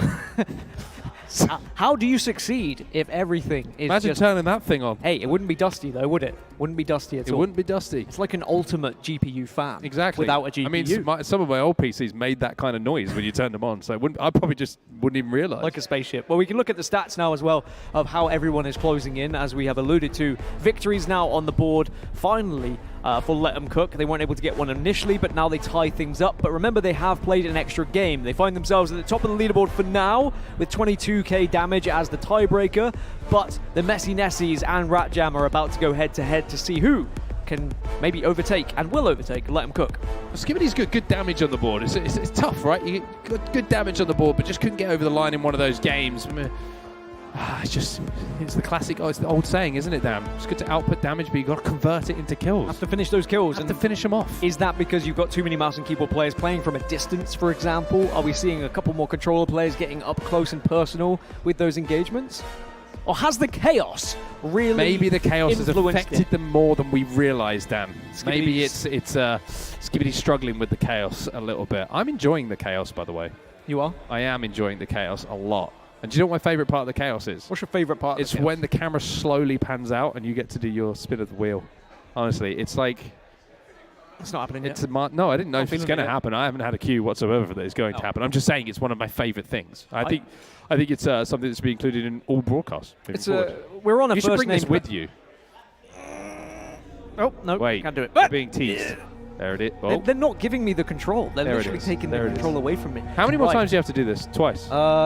Could be all day, all night. Just keep going. 7 more. Is All that- right, Go on. I'm going to give it a... Go on. Medium? I don't want to break it. Actually, no, didn't. Oh. Ah! That's some good pace. Actually, that is chaotic. As good Chaos- as chaos can chaotic be. All right, energy. so what have we not seen yet, right? We haven't seen Fragment East, we've not seen Watson's Pylon, and we've not seen the course. We've not seen 1, 2, or 3, but now that is That's a two. officially That's a 2. two. That's a 2, everyone. Officially a 2. And that means we will be playing the core as our map, and also when we have the peripheral change, it is going to be a controller once more. So we're starting off on mouse and keyboard, and then we'll be changing over to controller. If you're a mouse and keyboard player. True. If you're a controller player, you can still play controller. You can stay on Imagine controller. we just You changed don't have the to rules replace it. right at Like, the start. yeah, it's not like you have to put a VR headset on and just That roll, would be roll chaotic. around upstairs. If you had to play almost an entire game on an input you have never played before, that would be impossible. What do you think the most terrifying ultimate would be in virtual reality? Firstly, to queue yourself, if you know what I Right. mean, to send out, but secondly, to receive. Horizon's Q would probably be pretty terrifying to just Well, suddenly... give you motion sickness. wouldn't it? Revenants, just to leap across, leap and bounds. Even actually Alta's Q, going through a portal might be quite intimidating in virtual reality. Ultimate. Pathfinder grapple. Just BRB. another chance for you to say Pathfinder. That's all. That's That's the only reason why you teed me up there. You just wanted to say his name again. You can't prove that. Ultimate, the Motherlode. Imagine being surrounded by a ring of fire and you can't escape. The only way is to Q out of it with Horizon Q. So then it's double. All sorts of motion sickness. You know, there's a lot of elements in VR now that helps with motion sickness as well. Yeah? Yeah, they like, it's called like tunnel I vision. want those banned from if it's everyday Apex Legend. I feel you need the full experience. Motion sickness, yeah, otherwise exactly. it's not right. Well, you can see the map pick there. It's not really a map pick. I did the map, all right? It's the core. Technically, you picked a map. Technically, I via picked it. random Can we wheel. change the lower third to Daniel's wheel selection map pick? Is the core. Because that's where we're going to be going. And I've done very well. I've not had any repeating numbers I'm yet. actually surprised because it's not like you've delicately No, it was a full-on maneuvered the wheel. You've given Horizon. it some gas every single time. I did sound a little bit like Horizon there. If I manage to get a different map every time, then I will be taking my Here we hat go. off. Well, we're heading to the core, and this is another area on set where you drop often and have had many a fight. Yeah, and in my continued ode to Horizon, Broken Moon. Broken Moon is where we find ourselves, and again, in the middle is where we're going to see most of the scuffles happening to begin with, as people try and fight for a little bit of control, but then when you're spawning on the outer areas, do you try and take some fights down low? You can already see a couple of kills going in favor of Ratjam. Now, this is important in this match because both of these teams have a victory already, so whoever is able to find this one will find themselves at the top of the leaderboard and maybe in that elusive championship match. A little bit of a swing coming in there. So it's only a 1 kill difference, and I will say the feeling of this game is a little bit different, right, to what we saw in the previous one. It looks like everyone's trying to hold some head glitches.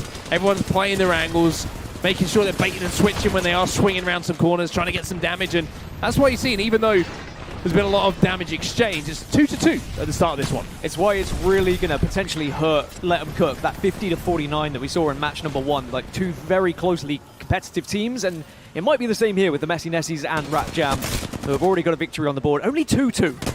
This is going... Actually, can someone make me a cup of tea? This could be a long one. You're so demanding.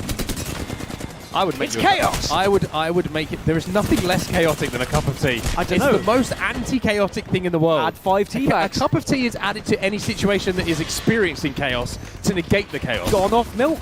It makes it chaotic. 7 sugars. All right? There are True. ways you can make a cup of tea quite chaotic. Yeah. Add curry. All of those things.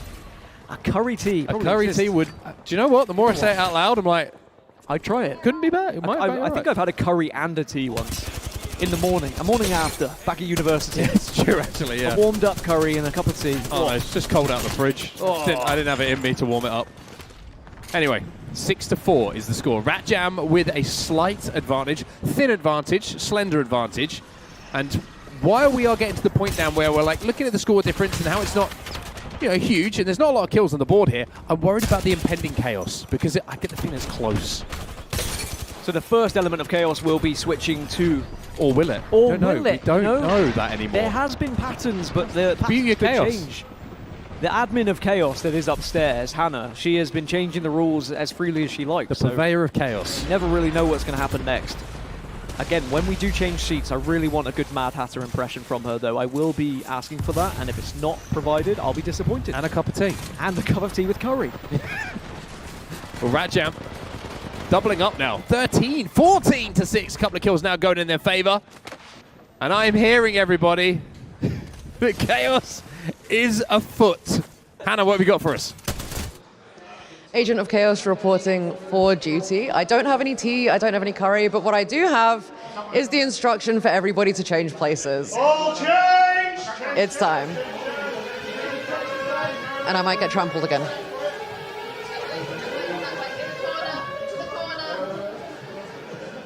They're being changed. As is the order of chaos. The order of chaos did change, which is concerning because now I never really know. But by the way, there's no speed really being on offer here. Also, one door to go through. Just one door. We are slowing the progress of chaos. Chuck a caustic barrel down and you can block anyone from going through. Just reinforce it. Get a catalyst up there. So now this is the element of chaos where you can change anything on your opposition's PC, it would seem. The meta has developed from people nading themselves at the very beginning of the night to then going into the keybinds, changing everything, turning off monitors might be the next. You could never really know. You could fill the PC with baked beans. Well, honestly, don't do that. By the way, I will say, don't do that. No, not great advice. PCs are good, very good gaming PCs. We don't want to suggest doing that. If for your personal PC, I would do it. But anyway, enough of us. Good news, everybody. You don't have to listen to us for a few minutes because we've got a Rat Jam. Listen in. Let's jump into the comms. I'm so sorry. This sucks. This sucks so I hate that I have to do this. It's funny though. Yeah, it's true. It's our captain said. This is the worst thing ever. I'm so sorry. But the game's the game. Our aim is clear. Enemies lie that way.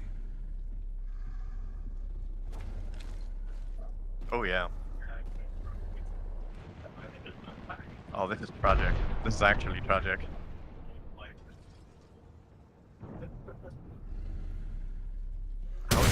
Burning the ultimate, Stan. I said it might be something that people try and do, and look at this. Everyone's burning their ults. You can hear in the listening as well, just amidst the chaos. No one's happy about it. No one wants to do that to the other team, but the game is what I heard. I was going to say, we only heard one team. We did. Well, yeah, the other team might have been enjoying it. Yeah, you know? could have been reveling. They embraced the chaos. Reveling, rolling in the chaos. Well, now, as the chaos ends, everyone returns to their own PCs, and this is where you have to realize you suddenly don't have a weapon, you have no armor. Your keybinds have probably been changed that when you press the A button, it brings you back out to Windows. You do have the motherload, though. Motherload is available. Terrifying in VR, I've heard. Yeah. According to just one source. Our imaginations. Which, trust me, terrifying places to explore. Rat Jam, though, this is a chance. Honestly. I mean, look at this. Messi Nessies. Still difficult for me to say. Yep. Not down by a considerable margin here. So if they can get their settings back quicker, it means the mini game in itself, right? It's like, how quickly can you re-establish your keybinds? What's your memory like? Or do you just play with the bad keybinds? That would be something I would consider, right? You can Adapt, maybe pick up overcome. 4 or 5 kills as long as you can actually maneuver your way through the map. And then off spawn, or whilst you're dead, then you change your keybinds. It's the meta is just developing. The chaos meta. Speaking of chaos metas, we're hearing again from the purveyors of chaos in the back, our production team, that we are hearing resolution changes have now come in. Yeah, that's why I said video settings. So maybe you need to stop giving people ideas because they can't hear everybody is backpacking on your ideas of chaos. Just how deep can the chaos go, truly? As now everyone who has no weapons just panicking, trying to escape, trying to find any sort of weapon, maybe try and find a teammate that can protect them, but unable to do so as Rat Jam still hold a 5-kill lead here. Messi Nessie struggling a little bit, but now it seems like everyone is back to their correct keybinds, their correct controller settings. Remember, that can all change a little bit later when we get the changes to controller. Sweet Anita on your screen right now, trying to lead her team to victory. And did so in that first nail-biting 50-49, where she was involved in that final kill.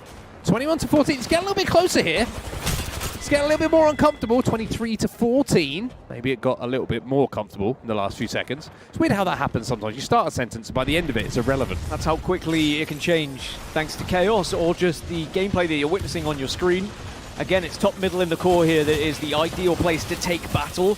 We have noticed that teams are getting better at pairing up, I would say, like running as a 2 rather than running as a solo. Massive! Maggie Ball is so detrimental to anything you want to try and achieve. I will say that would be one of the most frustrating ultimates to experience in VR as well, would be a Maggie certainly Ball. would. Yeah. Well, I will say that Maggie Ball, the Wrecking Ball, was probably one of the best, I would say, uses of ultimates that we've seen so far. The ability to flush out one of those walkways up to that top middle center, do some damage, disorientate, stun, all that good stuff. Pretty smart move. I would say that Punch is on something here.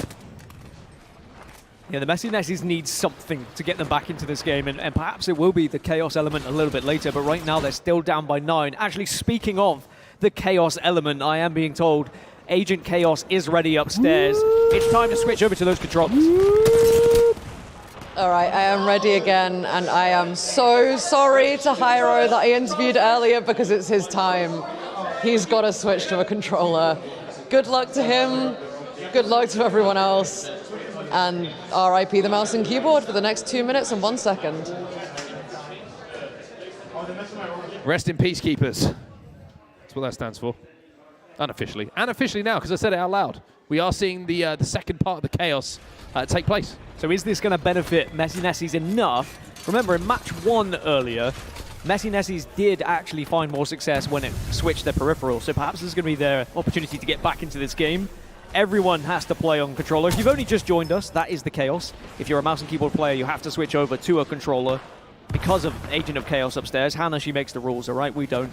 And she has insisted that everyone change to controller instead of mouse and keyboard. Comeback happening here, by the way. That's what I said. There's a comeback happening here. You have queued this up beautifully.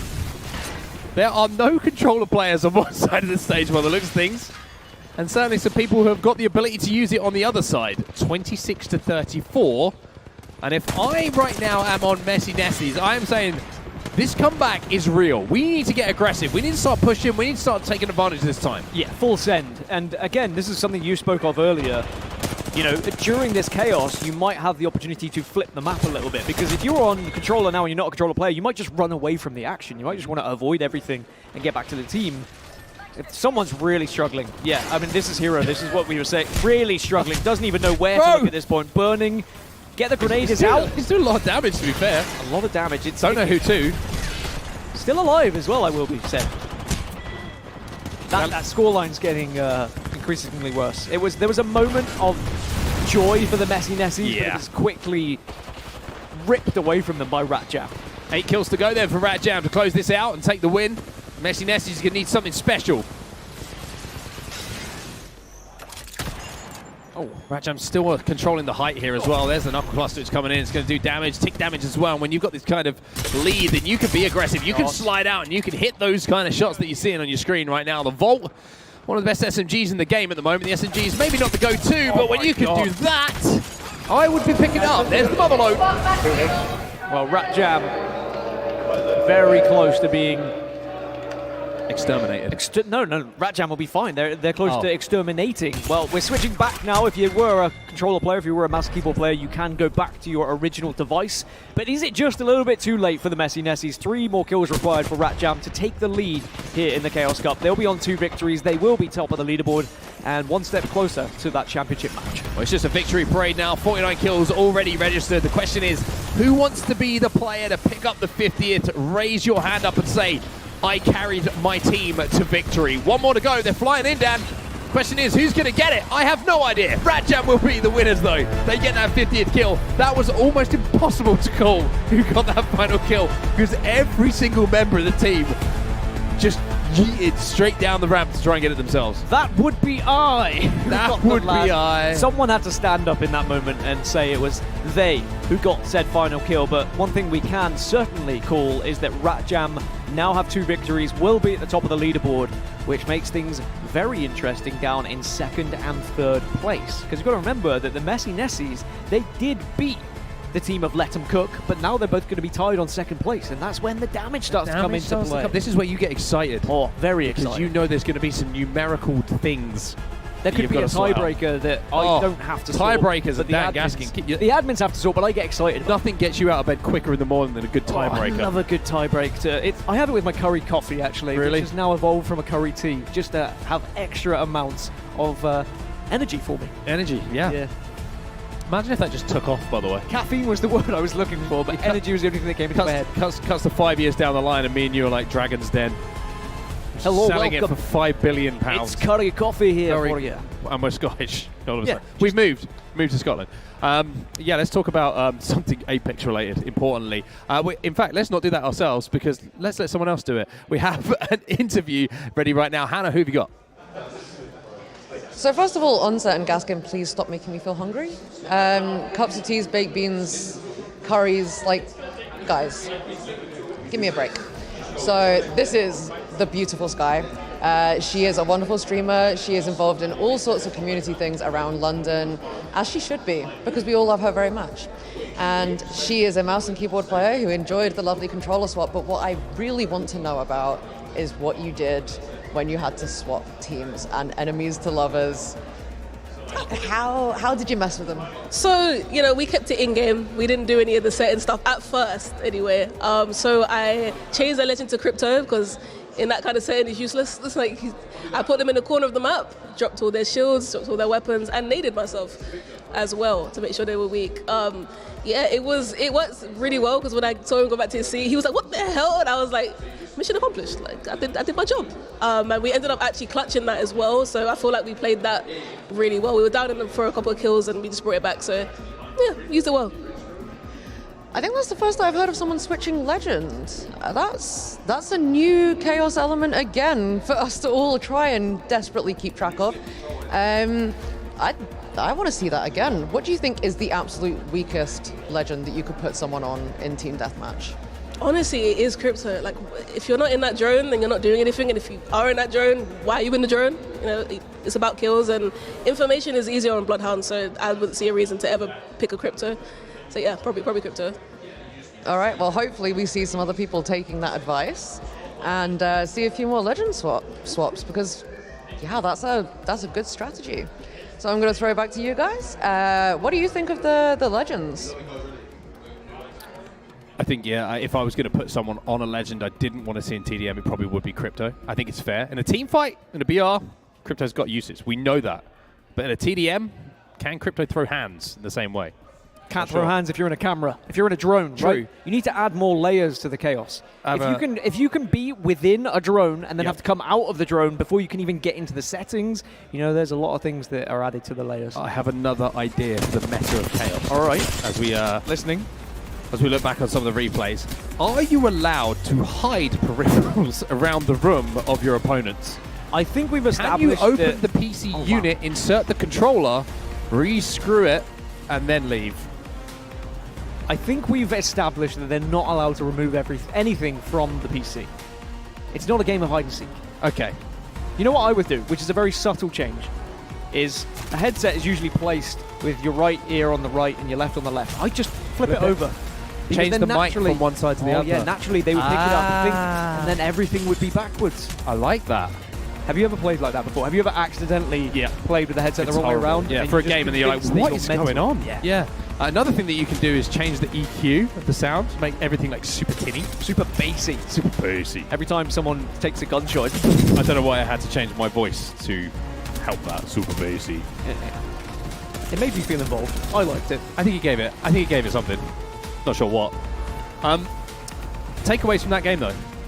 I think that we're starting to see a clear leader. I mean, just by the leaderboards, you can see a clear leader there. But you didn't even know the leaderboards was coming up then. Ratjam, the only team with 2 victories at the moment, but we are starting to see a race for second place. Let 'em Cook and Messi Nessi's tied, but it's Let 'em Cook winning that tiebreaker on not just kills, but also on damage as well at the moment. So Messi Nessi's probably be a little bit concerned about that one, and they're going to need to have a big game when they get into their last match. I will say, by the way, that 2 kills between the top 2 teams shows how close it is at the top there. It is certainly, in the words of all commentators across the world, all to play for. Anyway, Dan, we are about to see a slow zoom. This is the slowest zoom. You know why? Why? Because it's time for you to hit that wheel, baby. Do I let you spin the wheel? Is it that time of night? How many more games have we got? We've got plenty left. There's plenty left, but I feel like I'll do the last really one. Want to spin I'll do the last one. Yes, okay, I'll let you do the last one. Can you do a soft one? A soft spin? Yeah. All right, but it has to go around at least once. Okay. If you get it... Okay, I'll let you do it. I'm not going to tell you how to do this. That's a soft spin. It's a soft spin.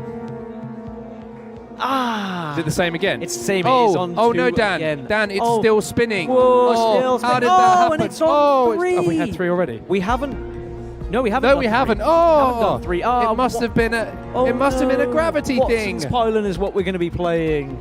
I've done well there. This is the first time we've had to manipulate. There was a horizon lift that went off that nobody saw that pushed it round. Just gravity was the difference. But what it also means, mouse and keyboard is where we'll be going when we have that peripheral change. Who would have thought it, right, when that moved? Yeah, no, that would be the case. I mean, I didn't really know. As I looked at the screen, I realized that it was going to be pink instead of green. Or is that green? What color is that? That's green. It's like a... It's green. Yeah, okay, it's green. Teal. Stick with green. Teal is the right and correct color. So Watson's Pylon is where we're going to be. So we've changed map several times now. We might conveniently play every map today. That would be strange. I will say it's impressive that we got this far without any interference whatsoever from you on the wheel and not played the same map twice.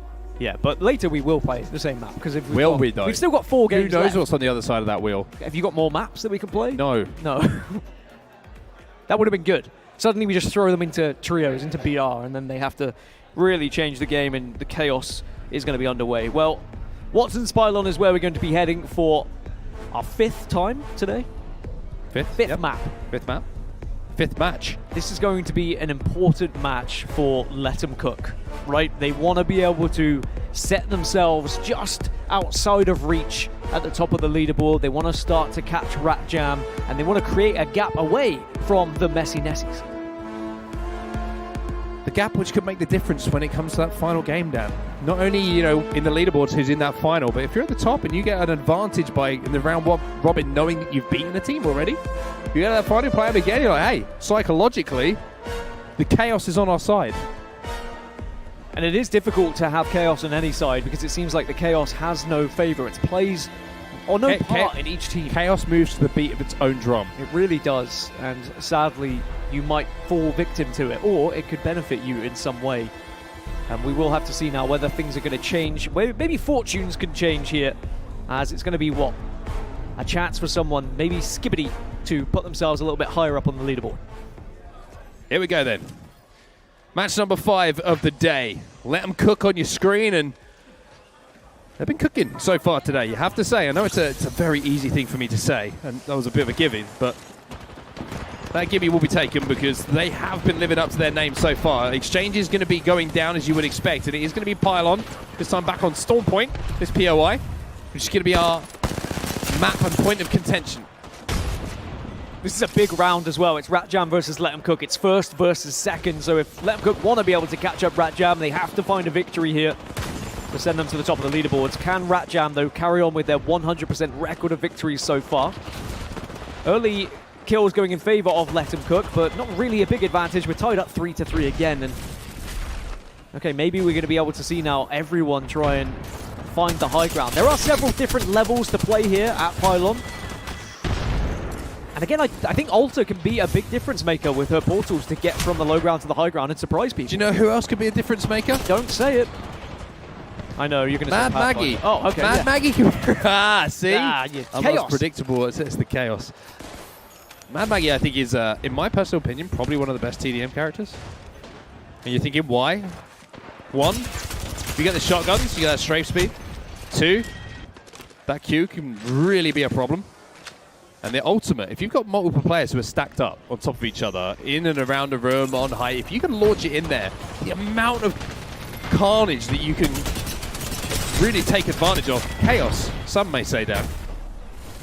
It allows you to kind of not just have to force an isolated fight, but you can isolate a group of players that everyone else can move off the damage. Oh yeah, that Wrecking Ball is unbelievably difficult to go up against, even if you're playing. It doesn't matter if it's TDM, it doesn't matter if it's Battle Royale. You're never enjoying it when you do get hit, as Simply Ashton has the Wingman in hand, and this is the kind of gameplay I've been searching for my entire life. I want to see more Wingman gameplay. Wing dudes. And Simply Ashton, he promised me earlier he was going to put on a show for us. Woo! Oh, tight. Doing some damage as well. Wingman Vault seemed to be the selected preference for Rat Jam. Yeah, this loadout is pretty solid. That was, earlier I asked what you would play and you said Havoc, but now I see Wingman Vault. I'm starting to think maybe this would be good. It's a bit of me, isn't it? Yeah. It is a bit of you. It's a bit of me. If you find yourself getting double headshotted by someone with a Wingman, probably going against me. I did upload one clip where I did that one. I did see that. It was also the day where Twitter quality was so bad that it just looked like I was playing a game from the 1970s. We're hearing some chaos as a foot down. All right, guys, it is time. It is time again, and we are going to do our input switch first.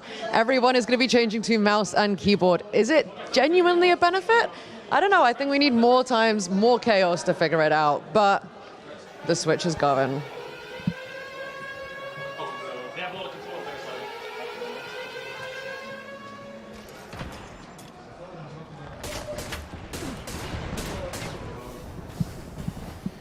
Chaos ensues, Dan.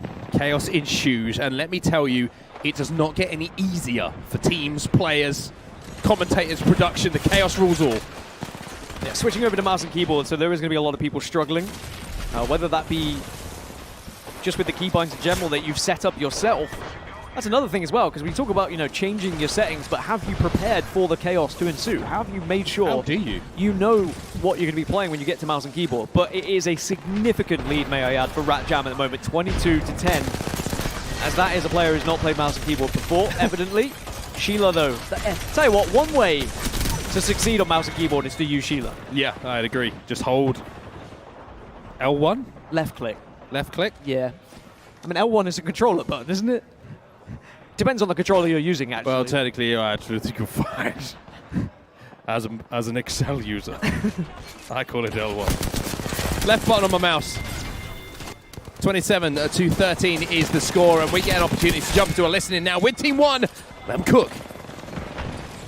Yeah, wait. Practice, one. Nice, Debs. Right, guys, wait, come back here. If you're good at MK, you need to play aggressive. He's on second floor. Don't forget, when we switch, One HP. Yeah. Queue it up on my side, boarding on my side. Right, Yeah, maybe. Behind you as well. No. Ramp up one. Nice. Dead. Zipping up here behind. Wheels right here. Nice. I'm behind. One can't zip. Two can't zip. Yep, on the height. On me. Well, that was the first official bamboozle, I think, that we've seen of the day. Blackboy had absolutely no idea where he was getting shot from. The ultimate was popped by the Mirage. Eventually, the Mirage got taken down, but it's always fun to see. It's always embarrassing when you get bamboozled as well. Is it? I have a question about that. Is it embarrassing? Okay. Yeah.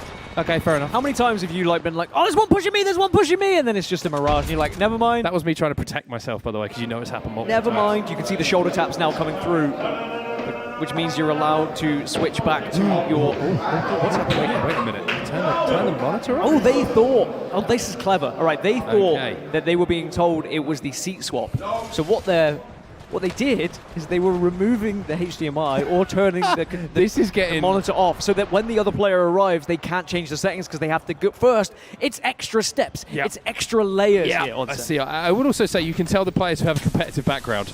Yes, immediately, where there's extreme steps that are being taken. And I would say increasingly extreme steps that are being taken. By the way, that is a beautiful move. Using the Q of Alter there to get through that wall from the lift. Musical chairs is ready, by the way, Dan. That was a good move. We'll have to see if anyone else got some magical moves themselves when it comes to switching some chairs. All right, guys, it is time for some musical chairs. We gotta get it started. Come on. Rotate round. Oh, I'm gonna get stuck again.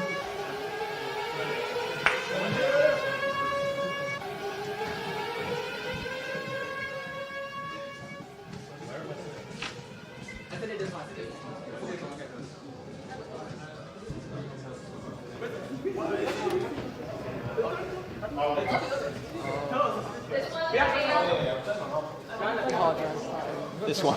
The screen off. Okay. Wow, they really did that.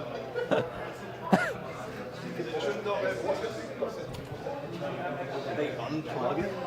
They unplugged this. Precious seconds off the clock. The monitor from Casual. The Switch has done it. I would be stealing his phone. It's the only way to respond. Genius, as he now realizes, there we go. It was just the power to the monitor that had been unplugged, and now I will say the gloves are off. We have this really is it now. Yeah, we have developed crossed the line meta to the point of no return, and that is precious seconds of changing settings that have now been kind of stolen away from you. And I think you're right. Steal the phone. Steal the phone. Don't steal permanently. Just hide. Acquire for a certain amount of time. And return later. Yeah. Via text message. Yeah, and gift a lot of subs to your own. Don't do that. Okay, that is gloves off. If that happens, I'm sorry. Now we're talking. I feel bad for suggesting that, to be honest with you. Now it's the meta within the meta. No, I don't think you do. This is the Chaos Cup. There are no rules, only chaos. We're learning this, actually, step by step. What's Blackboy doing here? Blackboy's just kind of marauding around, checking everyone else's partaking in chaos correctly. You don't get to choose if you partake. You are part of the chaos. Blackboy is the chaos enforcer. Is the new nickname that I'm going to give him. But I will Enforcer of the say, chaos. it was Kadriel with the master plan as he really changed everything and removed the monitor. Wait, did I see a Twitch chat open there? I did see that. That's all all Twitch chat open. Hold on. Wait. Did you see that? No. They've gone into the NVIDIA settings and they had turned the screen upside down. That's good. That's amazing. I want to see a replay of that. The tilted head to the side says everything you need to know. Wow. We're also learning a little bit about who knows the most about the inner workings of a PC. Let 'em Cook needed this, by the way, as Kadriel, one of the first to get back to his correct settings, and is starting to close that gap for Let 'em Cook. They were very much closing in on losing this game, but now they are starting to get some kills on board. But you can see Ratjam also getting kills that they've finally been able to change their settings back to the correct ones. This is an important next, I would say, 2 minutes of this game. It really changed because there's only 8 kills required for Ratjam to take the win, but you can see with the way things are going, do it to him. There might be an opportunity to turn things round. However, those kind of kills are going to hurt. Yeah, when you get killed like that, you just take your hat off and say, all right, fair enough. Person on the other team seems to have a little bit more sauce today. No, you don't. You blame lag. Blame the chaos. Blame the chaos. Oh, my settings still weren't right. Oh, my monitor was upside down. Oh, I thought we would change to mouse and keyboard. Well, only 4 more kills now for Ratjam, and they will be at the tippy top of the leaderboard. And I imagine with 3 victories, they should be able to solidify themselves in that championship match. You can see a few players still really struggling with their settings, by the way, because we mentioned gloves are off. People have been diving into all sort of settings in the computer. We are getting deep in the BIOS at this point of these computers. We're going to have a full reset, a full install, reinstall, I think, before we get into the next game. Well, Let 'em Cook, at the moment, are going to have to come up with something pretty special because there's only 2 more kills for Ratjam to take this one home. And even though there's a little bit of a late rally here from Let 'em Cook, it's only 1 more to go here. The question is, Dan? The question is, who's going to get the final kill? And will we even know? That's another question. Well, Wardy's going to toss a couple of grenades, so maybe it could be Wardy. Needs a little bit of help. By the way, you can still see a player on your screen is playing literally upside down. But I tell you what, there's a late comeback, a late resurgence here from Let 'em Cook. I tell you what. 49-42. Imagine. If you get the final kill upside down, you are an absolute G. However, not going to happen. Ratjam will be the winners. Surprise, surprise. They're popping off in there. We've got some TSM shirts. Love that. I mean, Simply Ashton just played the remainder of the game upside down. That's how confident he was in the rest of the squad. Did he secure a kill whilst inverted? That would be the real question. Oh, some words. Wow. Fiery words. Words of chaos. Yeah, words of chaos, as it's 3 victories now for Ratjam. A 100% win record, and surely our favourites going into the championship match. I have a question that I need answered. Yes. The gentleman who was on the screen there in the TSM shirt who's popping off. Yeah. Is he a TSM fan? Or is he an Imperial HAL fan? Interesting questions to be answered. Maybe as we progress. Well, there's only one man who can answer, and it's not me. Exactly. And if you are an Imperial HAL fan, does your allegiance change? That's the real question. But Ratjam, they get their victory once more. A hats off to Simply Ashton for playing upside down. So that was awesome, by the way. That is fun. We were talking about motion sickness earlier. That was giving me motion sickness watching it from over the shoulder, let alone playing it. I think everyone should play like that. That would be a real 20 seconds of new chaos. rule. 30 seconds of chaos. Everyone's upside down. Also, whoever did make that change and went into the settings and made everything upside down is a genius. Genius. I didn't know you could do that. The more chaos we start to get into here, we are learning more and more about the individuals that are causing said chaos, whether it be trying to deter people by pulling out your power cable from your monitor, going into the graphics settings. It seems like the gloves are off now, and it does have me concerned of how far we might go here today. Yeah, I'm a little bit worried because we have quite a few matches to go, so we're going to have to see how this develops. In the meantime, we have an interview, so Hannah, who have you got for us? I have the victim of the screen flip with me. So what was your thought when you got back to your PC? It didn't matter. We were going to win anyway. We were so far in the lead. We've won every game so far. And I have Jeff on the team. And when you have Jeff, you don't lose, apparently. So I was chilling. I was actually chilling. We were just going to win anyway. I mean, you guys have obviously been doing very, very well. Do you think there's any challenge at all to you here, or do you think you're going to take it all away and get the first title? No, I think everyone's really good at this game, and anyone can pull it out of the bag. They won't, but they could. So Rat Jam are on top. We knew this would happen. When you see the name Rat Jam, you know who's going to win. So yeah, everyone can do it, but they won't. That's very much fighting talk, and I hope... I'm playing as Mirage, so, I mean, Mirage must be meta. I mean, he's won 3 out of 3 games so far, and no one else is running him, so that's all I'm saying. So no Crypto, all Mirage, I think, is turning out to be the legend picks.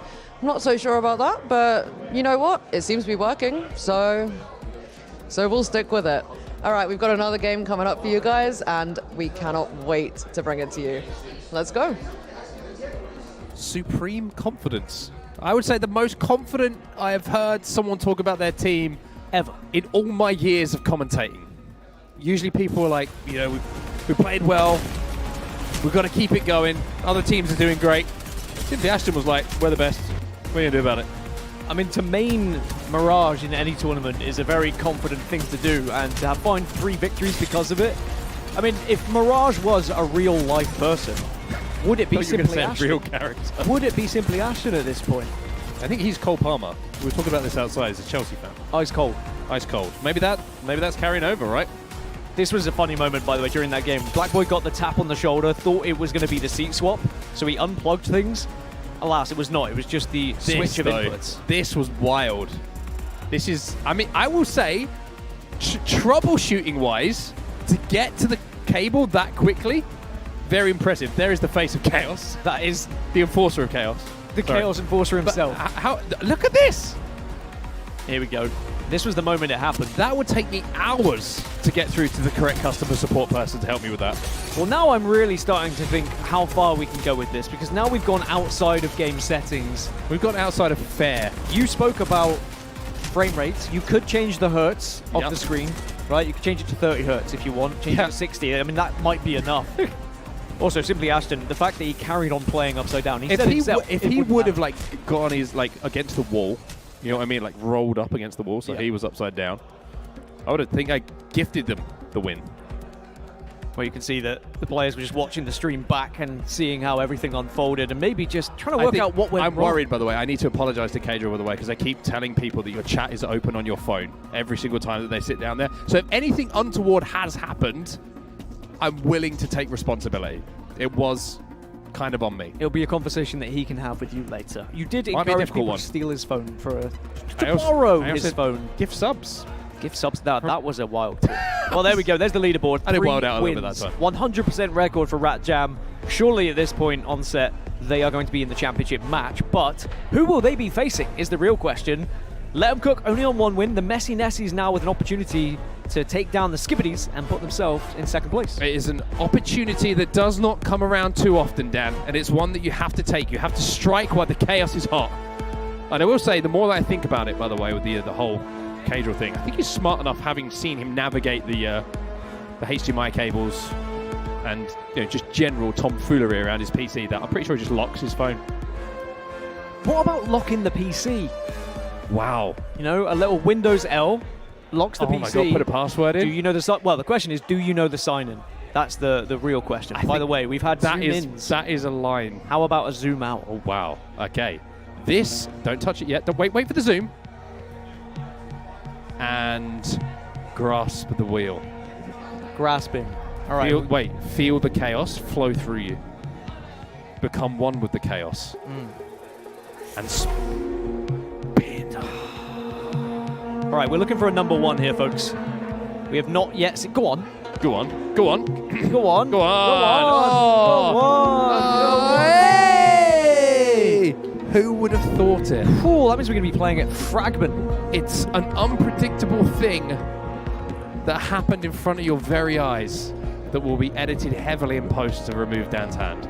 Somehow, some way, we've ended up with every single map being played during this round-robin phase. It's really special. 6 matches as everyone plays against one another. Every map has been competed on, and it will be Fragment that we head for our 6th match. It's kind of I would say, a symbolic place to end, right? Yeah. World's Edge, Fragment, been through many different iterations, the middle Yes. of the map. We've had Capital City. Yes. We have Fragment, East and West. Yes.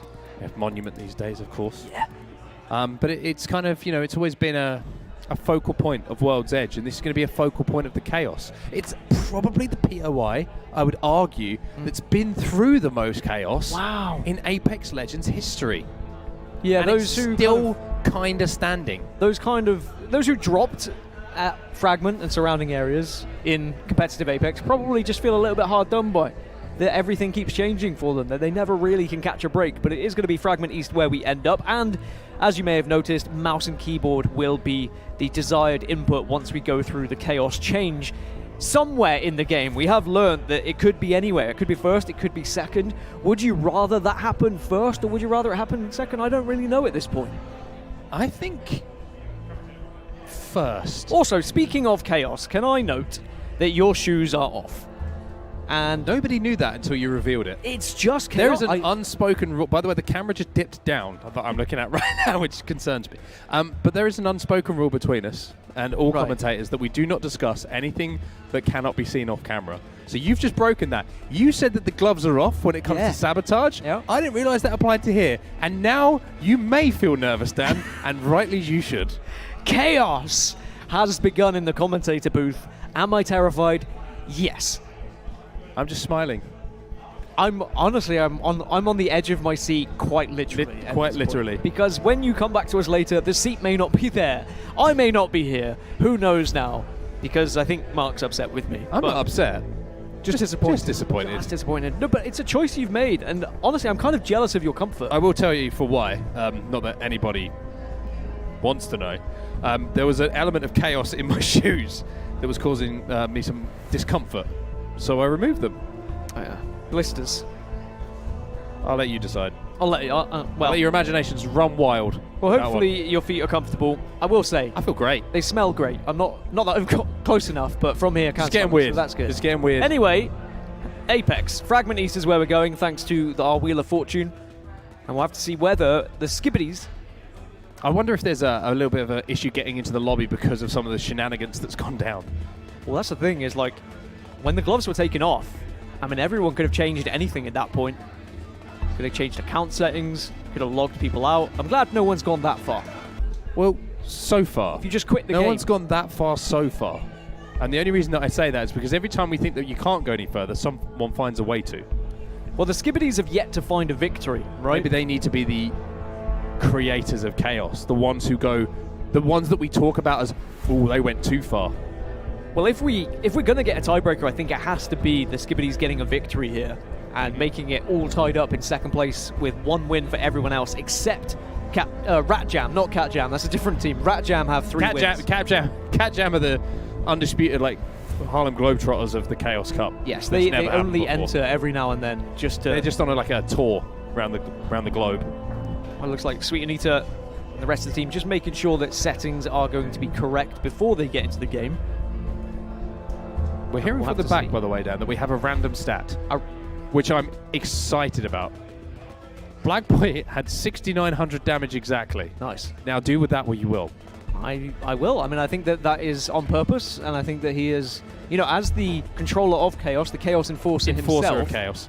He made sure he had an exact number of his choice, so fair enough. The Enforcer of Chaos does sound like someone who would accompany a famous wrestler to the ring.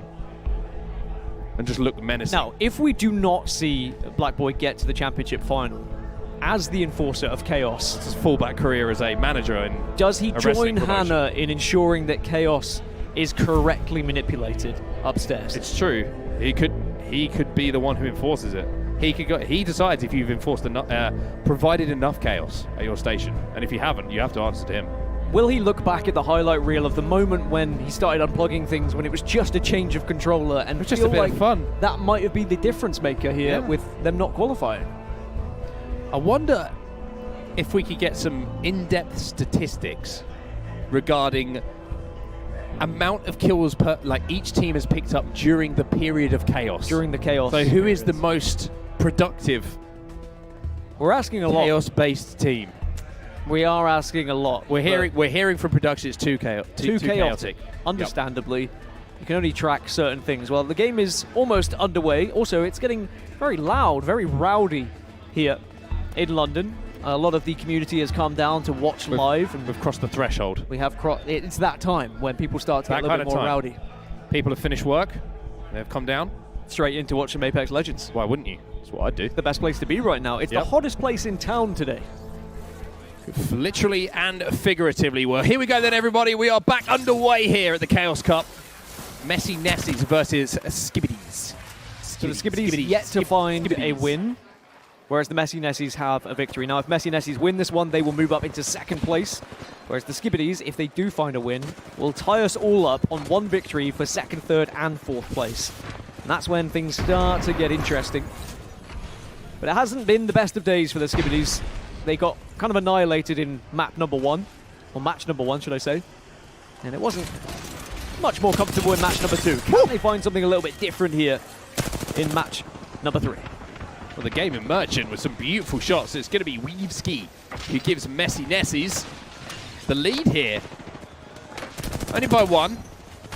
Interesting little split here at Fragment East as well, right? You got the train station, it's kind of the ultimate height, but you don't have a lot of peaking kind of cover from that height, whereas the streamer building, as it's affectionately known, as this is where 95% of all Apex Legends clips have been produced over the years, is going to be controlled by the other side. So a very slow start here. It seems like a little bit of a 50-50 divide. Yeah, you could cut the tension with a knife, really, couldn't you? 1-0. Cut the chaos. Cut the chaos with a spoon. As both teams reluctant to be the aggressors. As I say that, finally we get the Messy Nessies who say, look, we're fed up of this. We're not going to allow the Skibbities to just sit back and wait for us. Instead, we will take the initiative and start to get more aggressive. Big nades coming out from the Messy Nessies. The Skibbities are really just saying, we're not going to push you. And maybe their legend selection is part of that reason. We saw a Caustic there, a couple of ramparts. Do you know what legend to really help you get from one rooftop to the other? Revenant. Pathfinder, Dan. Pathfinder would be that option. I thought zip line across, especially if you hit a perk, a little bit less damage. You are vulnerable when on a zip line, though. Yeah, but if you've got the perk, take a little bit less damage on your way across. I will say the same problem, though, that Pathfinder's always faced is his hitbox. No problem. He's a perfect legend. His hitbox is just the main concern for me. That's 3-0, by the way. There's no timer on these games, so the chaotic thing for the Skibbities could do is just keep this game going as long as possible. It's true. I will say for the Messy Nessies, even though they do have a lead, I'd be looking to pick up some frag grenades from one of my loadouts if I could, because Skynade, if you can get up to the side of that building and Skynade the top, you are going to get so much damage. However, look at the Havoc. Look at that beautiful thing. Decked out in gold, turbocharger on it. You got to use this. You got to be the aggressor, I think, with this weapon. The amount of speed you have and the amount of time to kill. Here comes the push, by the way. Is so strong. As finally you're seeing the streamer building being sabotaged. The infiltration has happened, and the Messy Nessies are starting to tear into the Skibbities now. I didn't think I'd ever say that as a commentary line, but alas, here we are. 6-1, so the Skibbities do put one on the board, but it was a successful push for the Messy Nessies. They timed it, they got fed up, they said, look, they're just going to be sitting, turtling back in the building, let's take the fight to them. But there is clear strategy in play from the Skibbities here. They're all kind of trying to play together. And look at this. I would not want to enter that room. Oh, 97 with the PK. Can you follow it up? That's the question. The spray with a 301 is good. A little bit of help comes in from Composure. As now we see the Skibbities deciding to bunker down, and it's making, I would say it's been slightly impactful here. 6-3, yes, the Messy Nessies have a lead. But how do you push this? Well, you have to remember that the Skibbities in their first game today lost like 50-26 or something along those lines. It was very one-sided, but now this is 6-all. Make it a 7-6 lead for the Skibbities, and this strategy is starting to actually find success. They have encouraged the Messy Nessies to push them. They locked that building down with anything they could. It was fortified, and the Messy Nessies could not break it. And I will give a lot of credit to the leader of the team, Natty. She's the one who's playing Watson. She's the one who decided to call the strategy. And off the back of it, they have got a lead in the difficult years now. If you're playing defensive legends, you're set up around this building. For Messy Nessies, they've got to think, how do we try and get round this, right? How do we destroy that gen that's inside? Because it's not just a case of like normal Apex Legends where it's a 3v3. You could be walking around that corner, it could be a 12v12. Like, you know what I mean? Like, it could be chaos. Well, you remember earlier, chaos! You remember earlier when Crypto was deemed the least impactful legend in this lobby? I'd actually take a Crypto right Brushing now. his shoulders off right now. He's like, oh, let me just have a Suddenly, look at this. let's use an EMP. You shut down all those Watson fences, and then you send everyone else in, and you could take the building. You could take control, and you could take the lead. Bang was going to force him off a fight. It should allow them to push. And I like the fact that the Messy Nessies are continuing to push it. Try and be aggressive. Try and take that height again. And there is that Horizon Q to push the height up. Now, even though we've seen the Messy Nessies struggle to break this setup, maybe this is the opportunity for them, Dan, because we're about to see some chaos. All right, guys, I think I've been given this to defend myself because everyone's going to be running and I'm going to be in the middle again.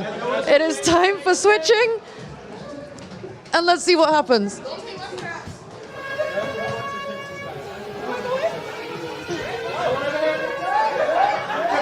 Chaos continues, Dan. It does not stop here in London.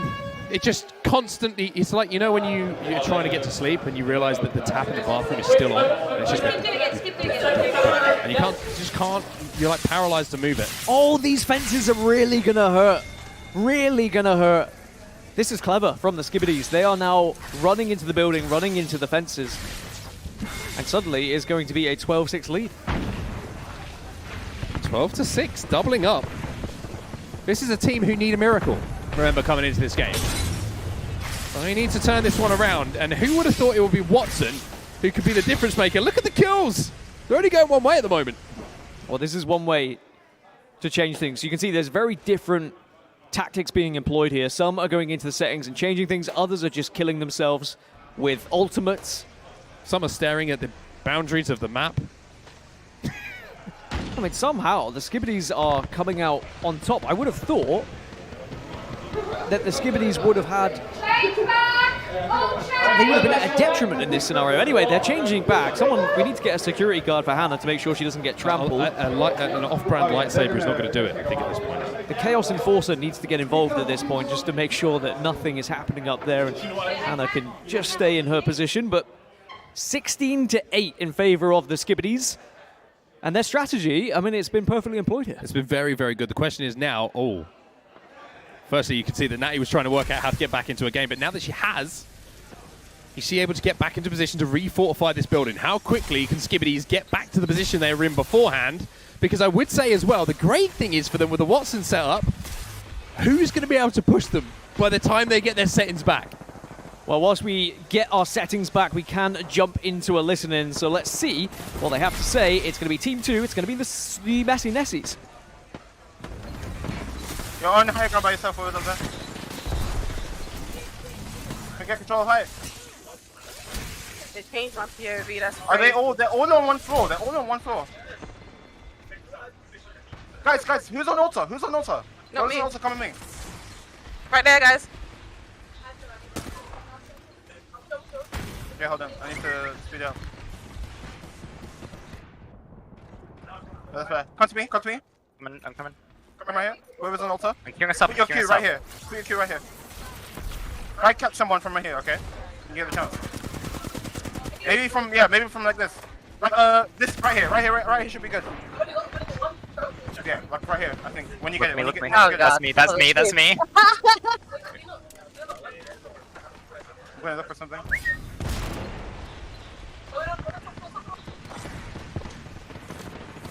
Hey, knock on. One for me on the Watson. I'm not picking up. I don't know what they've done to my sound. About to high ground reach, I think. Yeah, I'm coming up high. We need Maggie, bro. Yeah, we need to switch to Fuse and Maggie.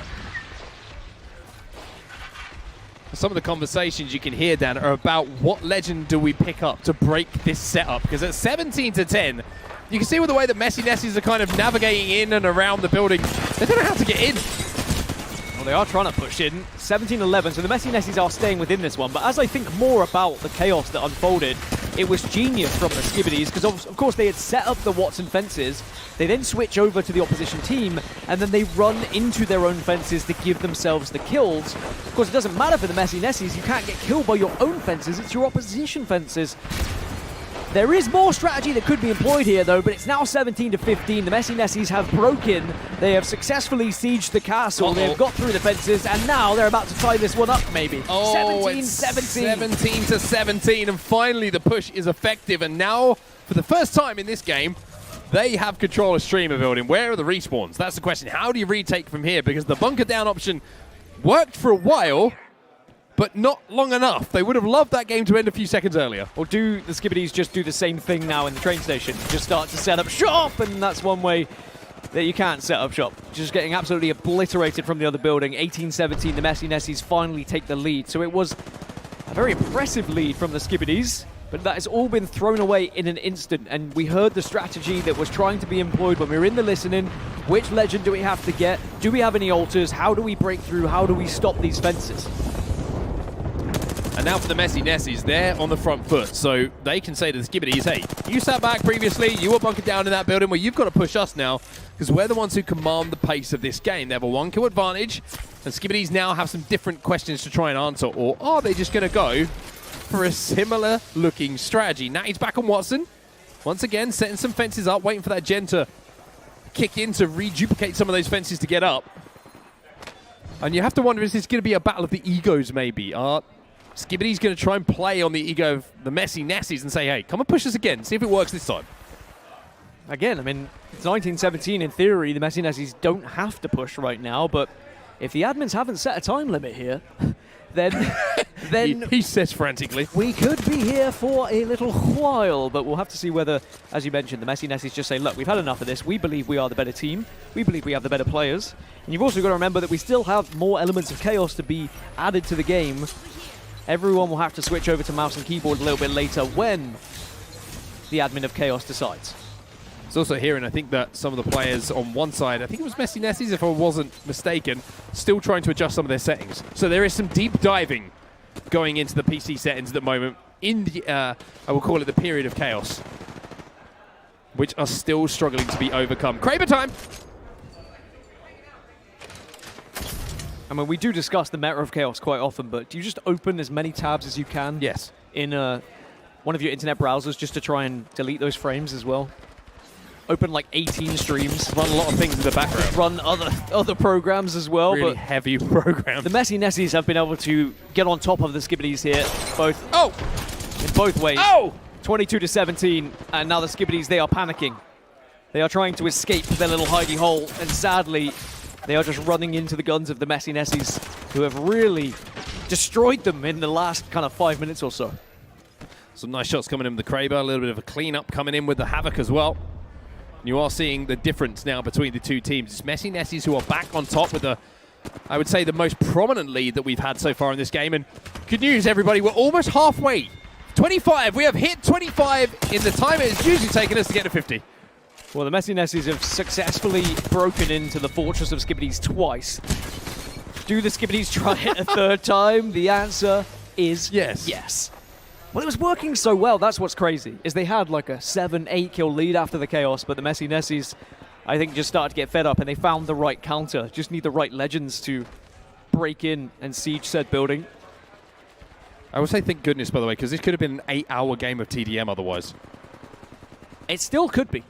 I've spoken too soon. You have? We're only 26-17. I should know far better than this.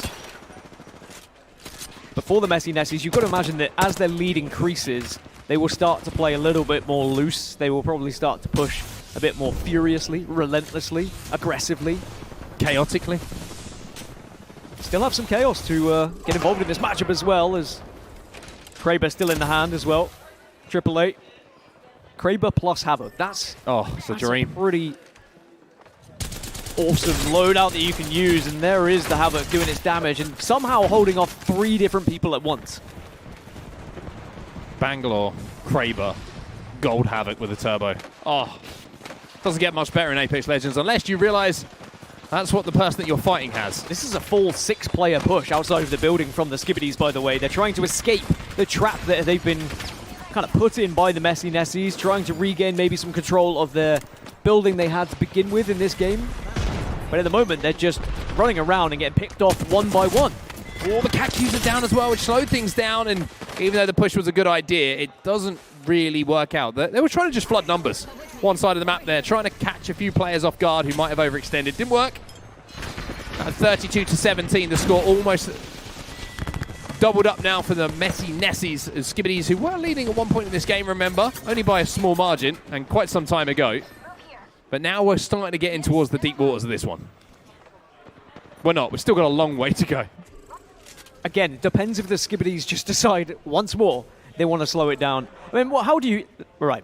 If you've learned that you're not getting back into the game by going defensive, do you just suddenly switch it up on the Messy Nessies and get super aggressive? Everyone should play Maggie. All at once. Apart from one player who should play Pathfinder. But everyone else should play Maggie. Pick a loadout that has a few shotguns in it. Take a few 1v1, slide around, use that straight speed, use those shotguns. Oh, shots. Beautiful shots coming in here. But not enough to get the knock. That's the frustration, right, TDM sometimes. That's the frustration of shield regeneration and having shields in video games. Skibbities, they're going to get a couple of kills here, but maybe this is what they need to hear, Dan. Not just the fact they're getting a couple of kills, but the chaos is afoot. I think it's just about time. This game has been going for too long. We need to start giving things a little bit of chaos once more. So we're going to go for the input switch. Let's see. Maybe it'll make a difference. I don't know.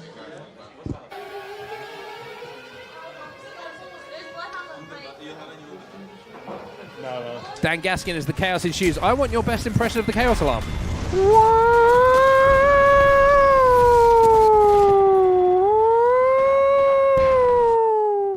It's pretty good. Honestly, I think I nailed that. Pretty good. Honestly, tone, beautiful. I think the entire room went quiet because they thought there was something going wrong. Yeah.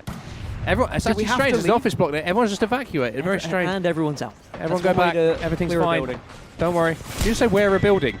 That's one way to clear a building. Oh, okay. Sorry. I thought you just said I'm a building. I was like, is everything okay? Anyway, Defense is going down. Dan's a building.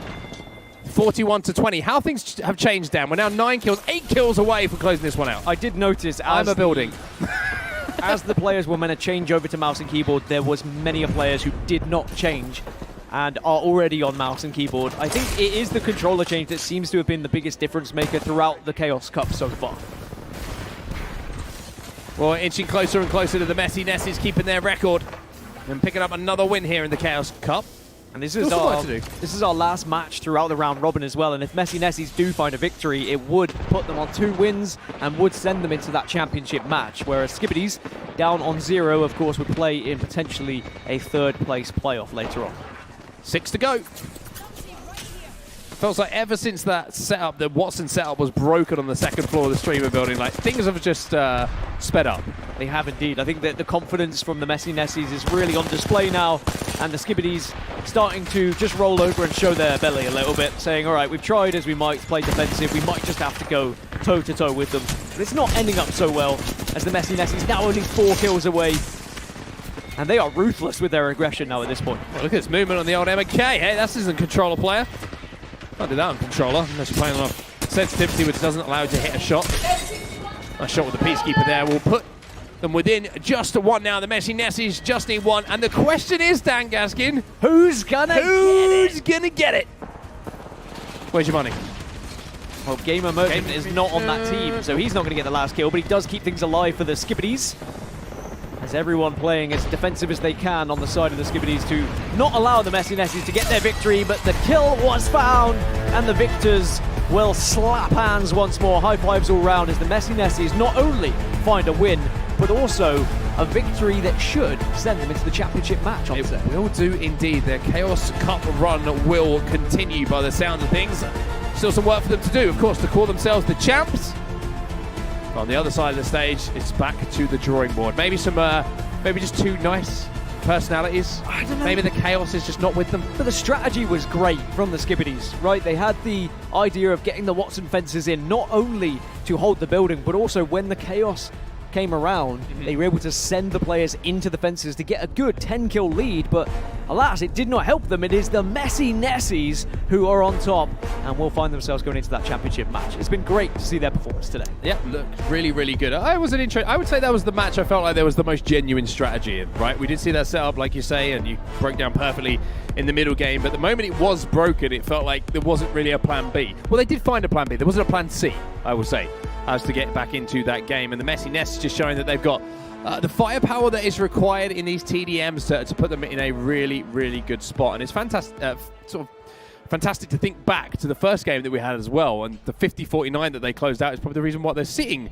right now in this position, thinking about, hey, we could win this thing. Yeah, it would have been. Without that victory, they would not be in the championship match. It would have been let them cook instead. So that very first match we had, little did we know how important it was going to be in the grand scheme of things. But for the Messy Nesties, you also have to look at how they performed in that game, breaking that setup.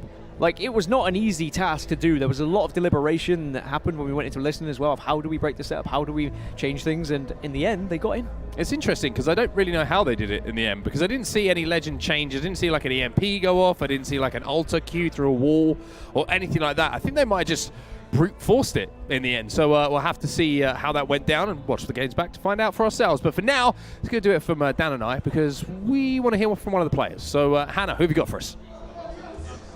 All right, guys. Well, I can find out a little bit about what the Messy Nessies have been doing because I have a Messy Nessie right here with me, the lovely Lena.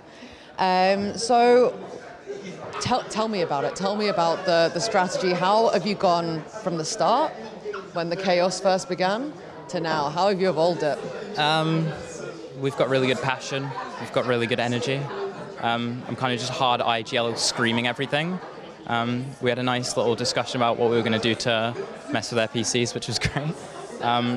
So I turned the monitor upside down. I switched the mouse left and right click, and then I just watched and laughed for a while.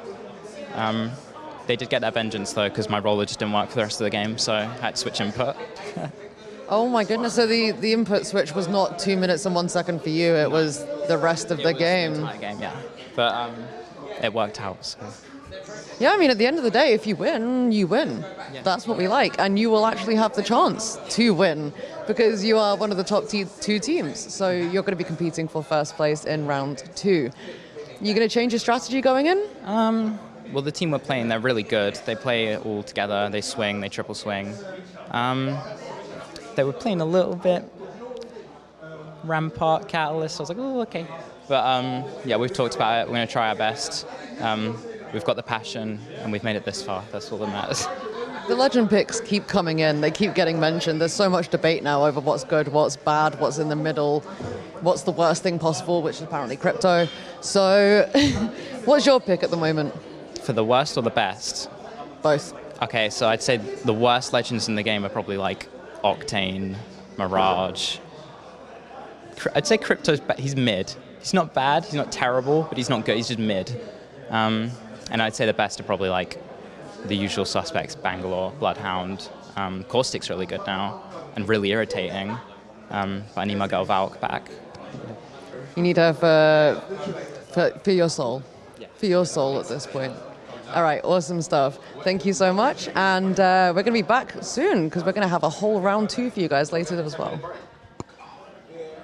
Thank you so much. Interesting to see how there is now what we would call a chaos hangover, where people actually can't undo what is being done to their PCs during the period of chaos. I was wondering that, like, I don't know what you've changed. How do you not use your controller? Do you go into like the Windows options and delete the drivers so that you can't use a controller? I feel like we are a problem with today. We were providing too many ideas. Yeah, exactly, and too many ideas which definitely should not be implemented. Are we a problem, or are we just creating more chaos? Or are we just part of the chaos? It's not our fault. It's the chaos that were has we us. Brought here just to provide more chaos is the other question. Perhaps the chaos enforcer himself, the enforcer of chaos, brought us in to ensure that we could do so. Now, this was the moment, by the way, that the game really flipped on its head. It was like 17-10, and then we turn around and it's 32-17. It was an incredible run from the Messy Nessies to turn this game around. It certainly was. The break was everything for them. There was a moment where we thought a strategy had been employed that was good enough to maybe cause a big upset, but you have to say that the Messy Nessies, too skilled in those gunfights, And it is going to be Sweet Anita leading the team forward for another win. We'll take a look at some of the statistics from that game as well as the leaderboards here, Dan. Well, and this is going to be, you'd imagine, confirmation of who is going to be playing in those final matches today. Rat Jam, 3 wins, 150 kills, of course, and 38,000 damage. The Messy Nessies with 2 victories, and then Let 'em Cook, sadly, in 3rd place on 1 win. And the Skibbities yet to find a victory here today, but there could potentially be a 3rd place playoff, and maybe they'll get their second chance of getting a win on the board in today's competition. There's still an opportunity for that win, Dan, and it wouldn't be the Chaos Cup without more an chaos. upset. Just right? chaos. Just chaos and an upset. I am looking forward to that final, though, because I think we've got 2 very evenly matched teams. And if I wasn't mistaken, they were the 2 teams who played first of today, right? And it was a 50-49? No, they weren't. No, it wasn't. No. A little bit of chaos there for you, everybody. Just a really Just a little touch of chaos. Anyway, we're going to go for a quick break. When we get back, though, we've got plenty more games to come here in the Chaos Cup. It's going to be a good time, so don't go too far.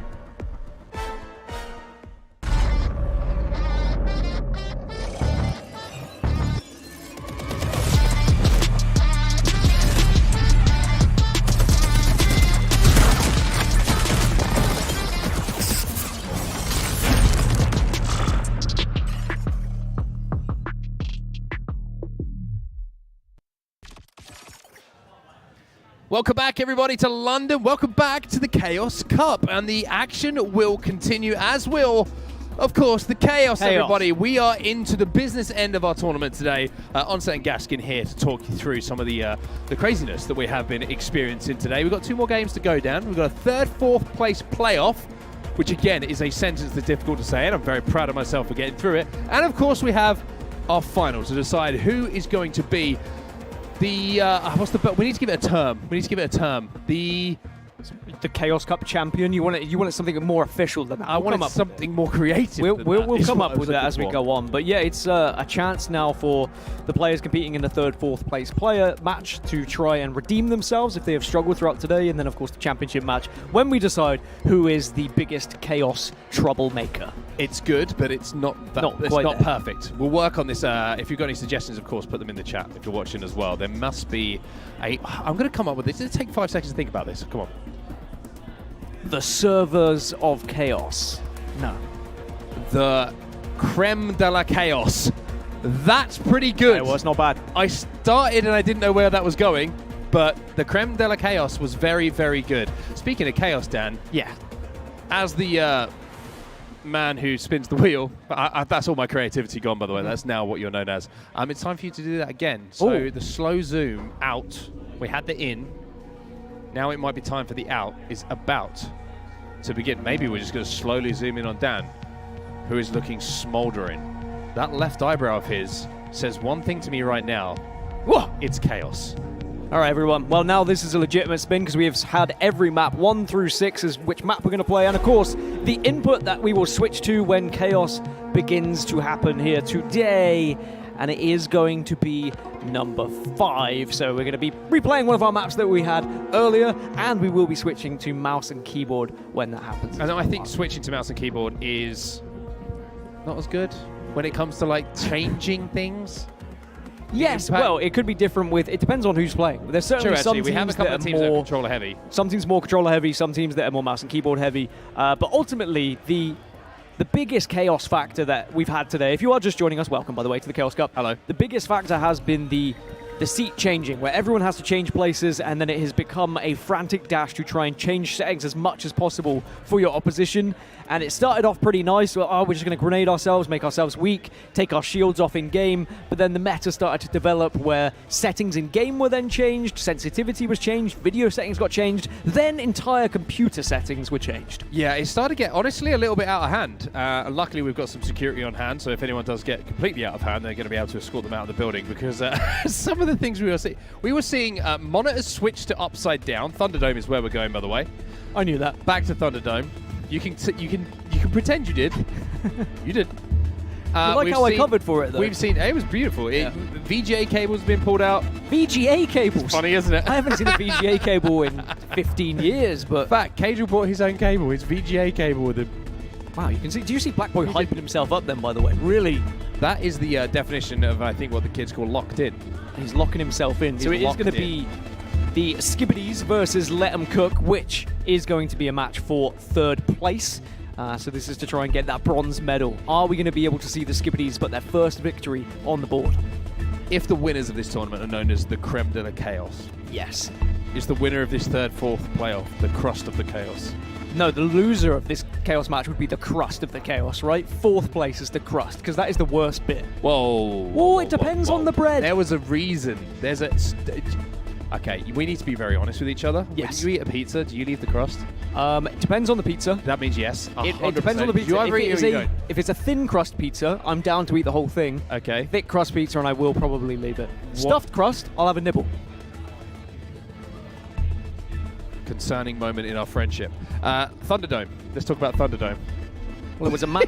Thunderdome was a map. I don't want to speak to you anymore because I can't believe you leave food. Thunderdome was a map that was created for modes like TDM. It's not a POI like a lot of the other ones, so arguably people would be less practiced on this map than any of the others, depending on how much you play. All right, just to go back to this that's one the more most time. chaotic thing that's been said today. It's good for chaos. you. As There's someone, been enforced chaos today. As someone who sits next to me at dinner very often, you'll be thankful that you can eat my crusts. It's true. With a little bit of a dippage. Oof. Give it that garlic dip. Bit of honey mustard. Honey mustard, and then we're talking. Let's not start talking about sauces. So for Thunderdome, I think that we are going to see a situation where the Skibbities once more try and Watson it up, take control of the skull here on Thunderdome, and then force the opposition to push them aggressively, and then they'll be met by the Watson fences again. I'm hearing from the back, by the way, a very chaotic stat actually coming in. Oh, wow, okay. Now, I might have misheard this because I did ask for it to be repeated, so if I am mistaken, I apologise. Sure, they'll let you know. It's the perfect place to do it. My understanding is that K-Draw on your screen right now has the most average KD out of all the players here. The most average? As in, it like, sounds the bad. middle of the row.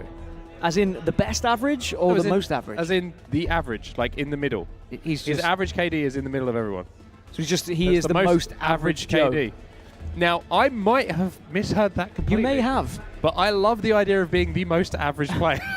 I'm hearing it's correct. So how did you play today? Well, I was the most I was average. the most average. You can't call me bad or good. I was the most average. I was the yardstick. I will say, I'm very excited to see what K-Drill has planned for the chaos element of the seat switching a little bit later on. I will say it's a little bit unfair that he's got an entire Twitch chat to help him with that, because I reckon there's some real geniuses in there. Now, granted, in general, and I'm not talking about K-Drill's community, I'm talking about general users of the internet, maybe that isn't true as a statement, okay? Not everyone's a genius, not everyone can be, especially when it comes to the internet. But there will be one or two people in there who I reckon are giving him some very good ideas. There are certainly some sickos in there who want to just see chaos in every way possible and will be giving him ideas. And he was the one who pulled out the monitor cable early on to turn off his monitor so that his settings I feel like that was the opening of the gates. That was the moment. Yeah. Sadly, it was almost given away to everyone because it happened when they didn't realize that it wasn't the Switch just yet. But we are loading into the game. You can see on the screen we're into Legend Select, ladies and gents. And a chance now for the teams who are in the third, fourth place playoff to make up for losses that they had earlier. And a reminder as well that we will be switching to mouse and keyboard. So if you're a roller player in this game, bad news, because there will be a point in the game where we'll be switching over to controller, to mouse and keyboard, excuse me. You won't be switching from controller to controller. That would be a total waste of time. Well, I think the only player, so I'm looking around, look at hand placement here, very important. Black Boy, controller player, looks like everyone else on the team, oh no, 2 controller players and 3 mouse and keyboard players from what I can see here. I would also say that Black Boy has a fantastic posture for a controller player. Fantastic posture. My shoulders roll forward, my neck's gone. He's forced his chair back so that he doesn't get encouraged to lean on said chair and is instead just holding himself upright here. Very important, take notes everyone. I will say, if you want to be healthy when you get older, make sure you've got good posture. You don't want to look like me, basically. It's hunched. They come to camera and both of us are just hunched over the years of playing on controller. I used to play with my elbows on my knees. I still do. You still do? Yeah, and I get like red marks on my knees. Is that from the elbows? From the controller. From the just the anger of the controller as and you also die. now, can you see this? This is like, I know you can't see this on screen right now, but I've actually started to build like a callus. A callus on the inside of one of my fingers where I grip it. Wow. Because I hold it so like. There's a lot of grip. There we go. See, show the camera. Show the camera. Oh, it's wait. gone. Nope. Just here. Right there. Just there. So just so tense. And also you can see that, so I used to play a lot of cricket. The amount of times that I've broken my fingers through the years, you can see that my fingers are a little bit like... That's my thumb. Oh, good. Look at my thumb. That is years of... I don't know if that's... up for chaos. I think I was just born like that. It's just an extra bone. You're lucky. Am I? You've got an extra bone. Yeah, but like, it's just... I'm great at thumb wars, though. It does give me extra... extra strength. Yeah. That's weird. Yeah. That's weird. Helps out. The players just reloading the lobby, by the way. We had a brief look at Legend Selection. And, you know, I mentioned it. Skibbities are probably the one team who had the biggest master plan out of anyone in this tournament so far, yet they haven't found a win. Do you think they'll try and replicate what they went for before, playing the Watson, trying to dominate an area, forcing the other team to come to them, and then when Chaos comes and you switch over, you just run into those Watson fences to kill yourself? You do the same thing with Caustic in theory. Yeah, I think it's an interesting theory because now that they've realized this is something that can happen, they can make the most of it. They can be as efficient as possible in getting the kills or the difference, whatever it might be, to get a lead or chase up those kills to get back into the game. So I think that's a very interesting point that you do make. We'll have a look at some of the stats as well before we get into this game. You see the players are just making sure they're reloaded. This is how things stand at the moment. Everyone has played against each other. The round robin is complete, and we have Let 'Em Cook versus Skibbities as our next game coming up. Ratjam and Messy Nessies, they're going to be at the top of the leaderboards. They'll be fighting out to become the creme de la chaos. And it really does show you there on your screen how important that 50-49 victory was for the Messy Nessies against Let 'Em Cook. Had they lost it, it would have been Let 'Em Cook going through. And Let 'Em Cook did have more kills in the end than the Messy Nessies. They had a better performance against Ratjam, but we'll have to see whether Messy Nessies can make up for that loss against Ratjam earlier when we get into the championship match. Damage-wise, though, of course, Ratjam with the most amount of kills had the most amount of damage as well. But for the amount of kills that the Skibbities have, look at the damage output, right? Yeah. 31,000. So that tells us that the Skibbities have been doing very good damage from a distance, but just not being able to find that final little bit to get a kill. It tells me that they're over-challenging, and I'm here for it. That's what I see. Trying to fight to the death. You do like a challenge, don't you? Yeah, you got to. You know, if someone has the audacity to break my shields, how dare they think they're getting away with it? My question is, if you were part of this Chaos Cup competing, how would you now, going into the Chaos element where you can switch things up on someone else's PC, what would you do? I mean, I've already suggested replacing a GPU with a vacuum cleaner. Where else do you want me to go from this? Do you have the facilities to do that? Do you know how to replace a GPU with a vacuum cleaner? Funny story. I built my previous PC, and not the one I have at the moment. I got someone else to do it, and you wonder why. And you might remember, Dan, that my PC occasionally would just blue screen and turn off. That's because I replaced my GPU myself and didn't put the stand back in underneath it to hold it on. So it was literally just plugged in and hanging. Oh, it was hanging from it as well. And I was like, I wonder why my PC keeps getting reset. Someone came to look at my PC and went, "You're an idiot." And I went, "Yes, I am." You hadn't installed the GPU properly. It was a vacuum cleaner all along. The vacuum cleaner was there the whole time to make sure that no dust. I think if I had to upset your setup, yes, so to speak, I think the first thing I would do would just spill something on like nothing like malicious. Yeah. Just like, I don't know, a little bit of soda. Wow, a little bit of soda on the mouse mat. No, not on the mouse mat. Just where you leave your arms.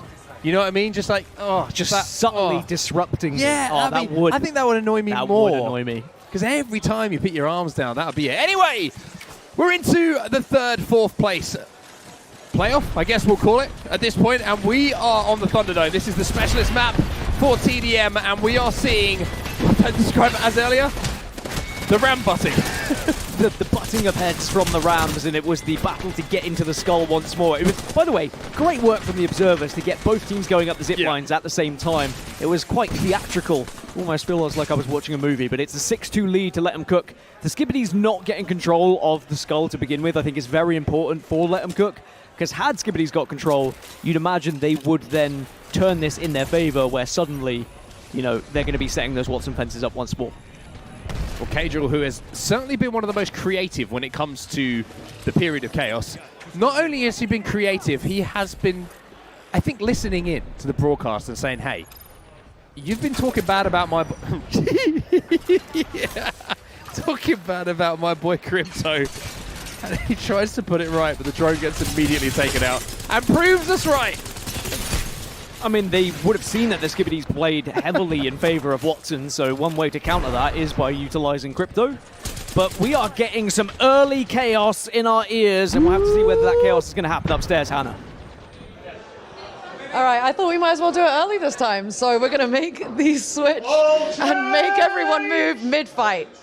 So, they got to go now.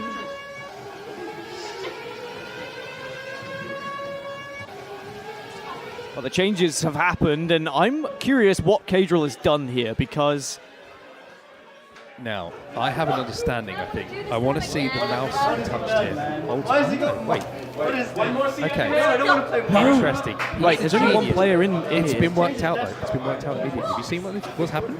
I'm pretty sure that he desktop background, isn't it? Took a screenshot of the in-game, set it as the desktop background. I'm over it. I want to go home. It's genius. But surely you can just quickly... Did someone log out of the game? Close the game? Are you allowed to do that?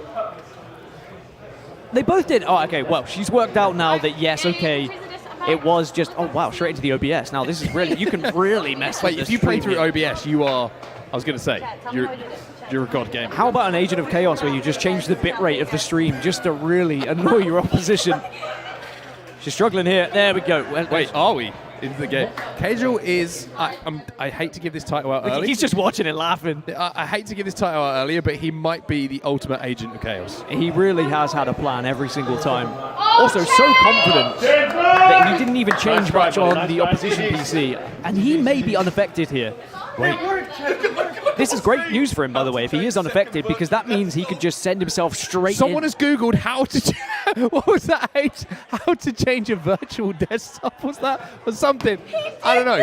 But I don't know what's happening right now, everybody, but that's not a magic trick. That is... I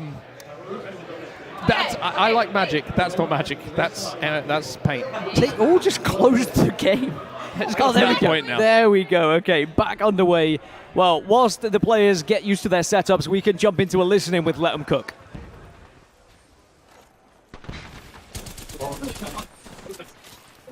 On me. More. Dead. On the care back.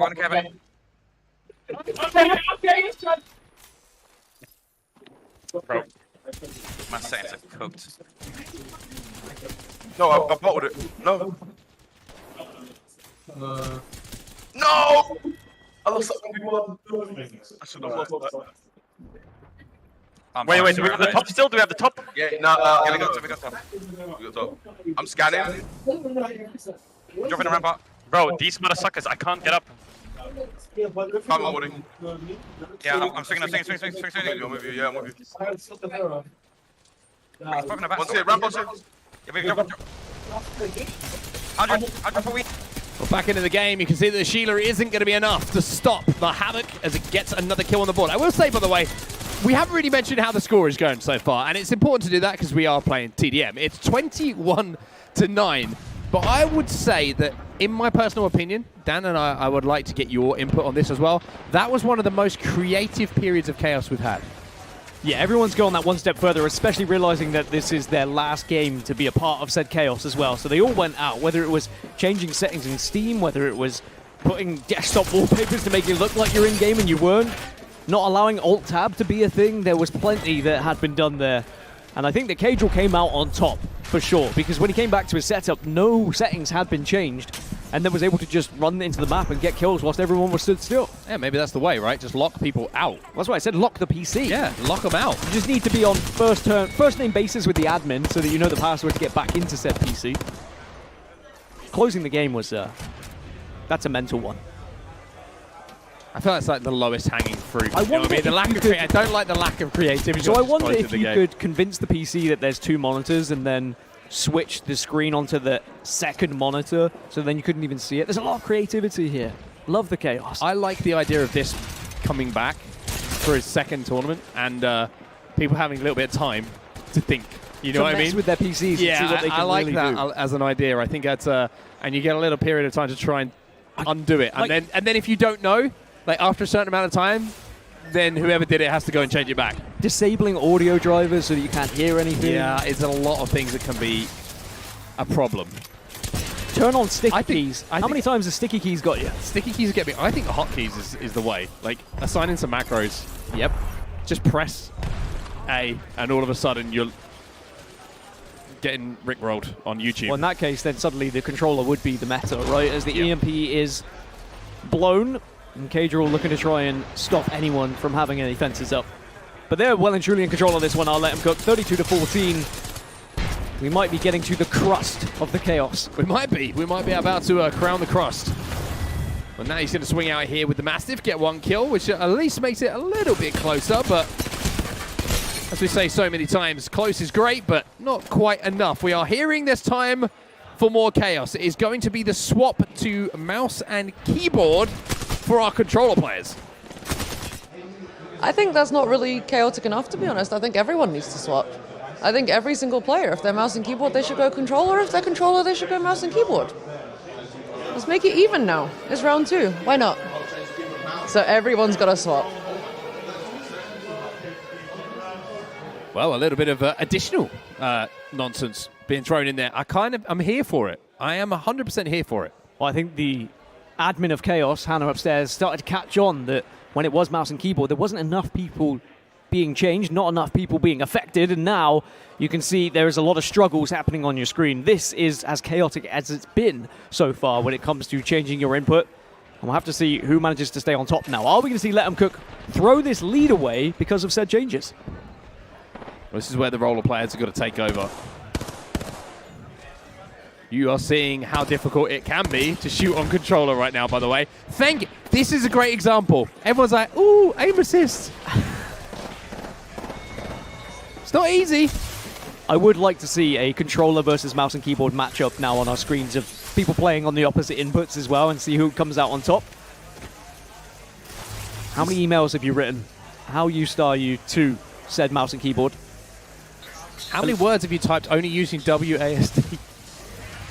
Well, and how long can you stay away from a fight? If you are really uncomfortable, you could just stay. At the moment, there's just no fighting happen. That's how uncomfortable everyone is on the opposite input. There's still 1 minute left as well. 2 minutes and 1 second it is on the clock from the start to celebrate Season 21, of course. Oh, yeah. But now Let 'em Cook from the safety of Skull Island are just shooting down and raining down terror on Skibbies. Well, the Alto Q is going to come out, which has allowed them to take a little bit more high ground, but it's only 11 kills to go now for Let 'em Cook. And the Devos are out. We're deep in the game. When you see the Devos down, it usually means that we are getting towards the back end of things. 10 more to go for Let 'em Cook to secure third place here overall. For Skibbies, it has to be a miracle at this point. It has to be one of the greatest turnarounds we've ever seen. We'll need more chaos introduced, I feel. We will need more chaos than there has ever been legally allowed to happen. Because at 40-20, especially with the passive nature of the Skibbies so far, it's hard to see a way they get back into this game. Even picking up a weapon seems to be a struggle at the moment. 301 though. But the good news is, if you were struggling, the inputs now will be swapped back. The chaos is ending. The chaos is over. M&K players will be much more happy to go back to their email devices. Controller players will be much happy to go back to their right triggers. As the RC to push now come in. Let 'em Cook looking to close this one out now. 8 to go for them. 2 more kills picked up in quick succession. Sheila's out as well, which is going to make this a little bit more interesting. Horizon Q goes down as well. Nice spray through that Q. And through the black hole as well. But 7 to go down. And I repeat what I said a few moments ago. I think this is going to have to be one of the greatest comebacks in gaming history. I mean, if it happens, I will shave my head, all right? No, I say it. No, but I just don't believe you. Well, I know that you're a liar. This time. You've tried that before and you didn't do it. It has no weight anymore. It just doesn't. No, I'm sorry. 7 more kills required. And I will say Let 'em Cook have started to get more aggressive here. It has played into the hands of Skibbies because they were playing defensive. They had put the Watson fences up as well, but I feel like Let 'em Cook could just throw everything at them, and even if they were to lose like 3 team fights in a row, they would still have a lead. 5 to go then. Let 'em Cook. Probably going to look back on that 50-49 as the one that got away and prevented them from getting towards that grand final. With just 1 more set of kills going their way. 4 is all they need. Then at least they will be able to say that they were the crust of the chaos, which is a title that I think coming into today anyone would have taken. Some would like, some wouldn't. Depends on your interest in crusts of pizzas, to be specific.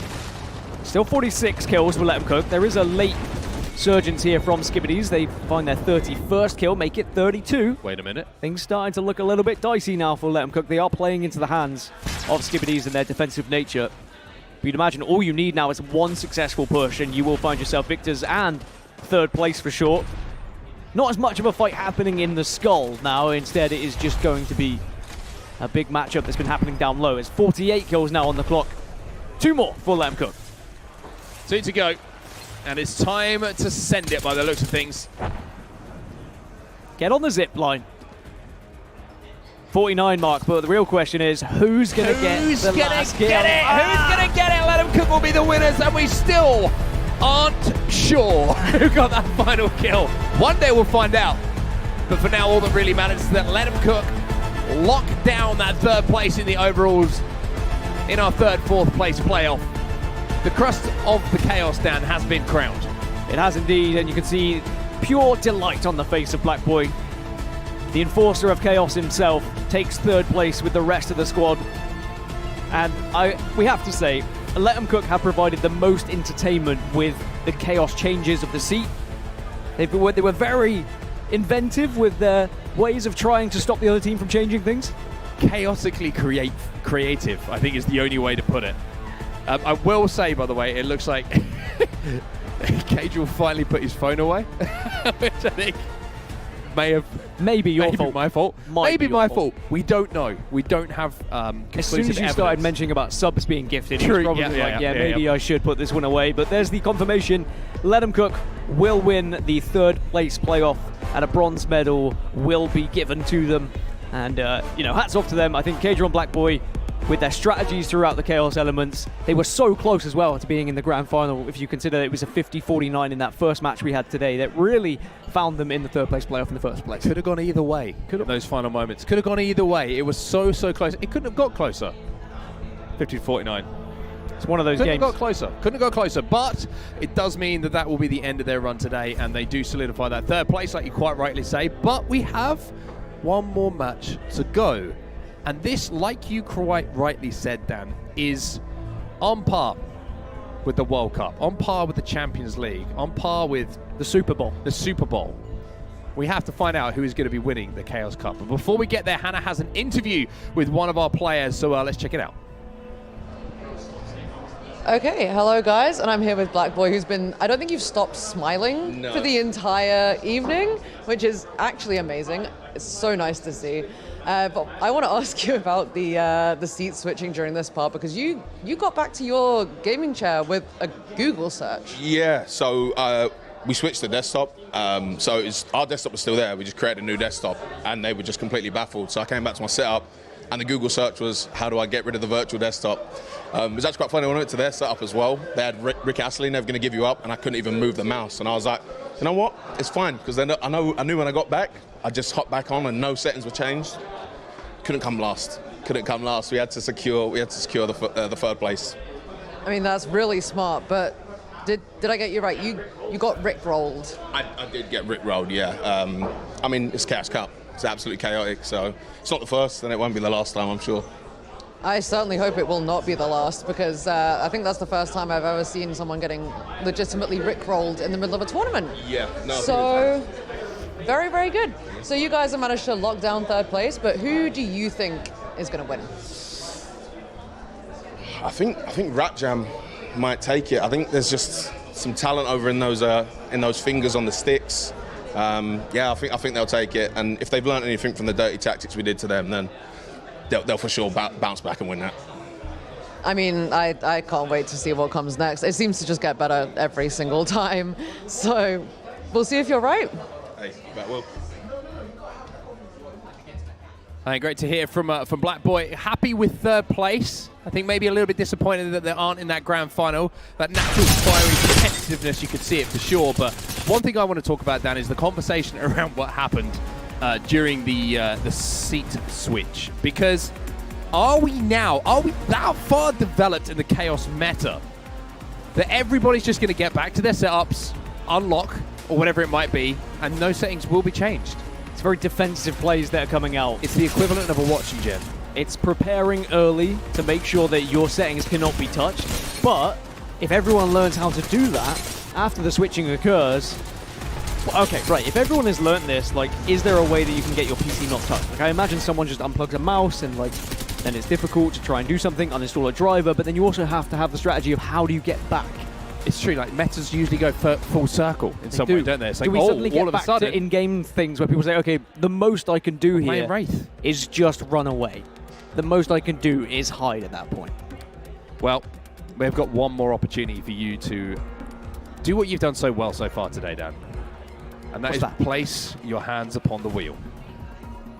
Now, I did request earlier if it would be okay for me to do this. I've changed my mind. Because you've done so well. No, you have done so well. I feel like you deserve a wheel spin. I feel like... Does everyone at home think that man on your screen deserves to spin a wheel and just be able to add to the chaos? I think so. And I think I'm going to overrule you here on set. Spin that wheel. Create that chaos. Zoom even further. How far deep can we go into Onset's eyes? That's the real question. And how much chaos is truly behind those glasses? Only time will tell. Great camera, though, I will say. Great camera. This is going to be one of those things where you just keep zooming that as we get into your eyes, it creates a new picture and we're inside the game. You go into my eyes and you realize there's a galaxy inside of them. Okay. I am willing to do it with you. How We can about do that? it together. Do it together. Put it in the middle. Put it in the middle. I'm not moving this thing. You're not moving it? Okay. I'm not let's moving go it. over there. All right. I need you here. Okay. Let me move the chairs. Sorry, you can see our pillows now. You going to spin it with me? All right. 3. On your count. 2, 1, and spin. There we go. That was a magical moment. That was the worst spin of the day. The worst spin of the day. And you know why? Why? Because the wall's in the way. Wall's in the way. We need to move it a little bit. All right, we're respinning. Respinning. See, this was always going to happen. It was going to be this awkward. As soon as you get involved, chaos. All right, ready? We're going to go hard this time. 3, 2, 1, yeet. Okay. What have we got?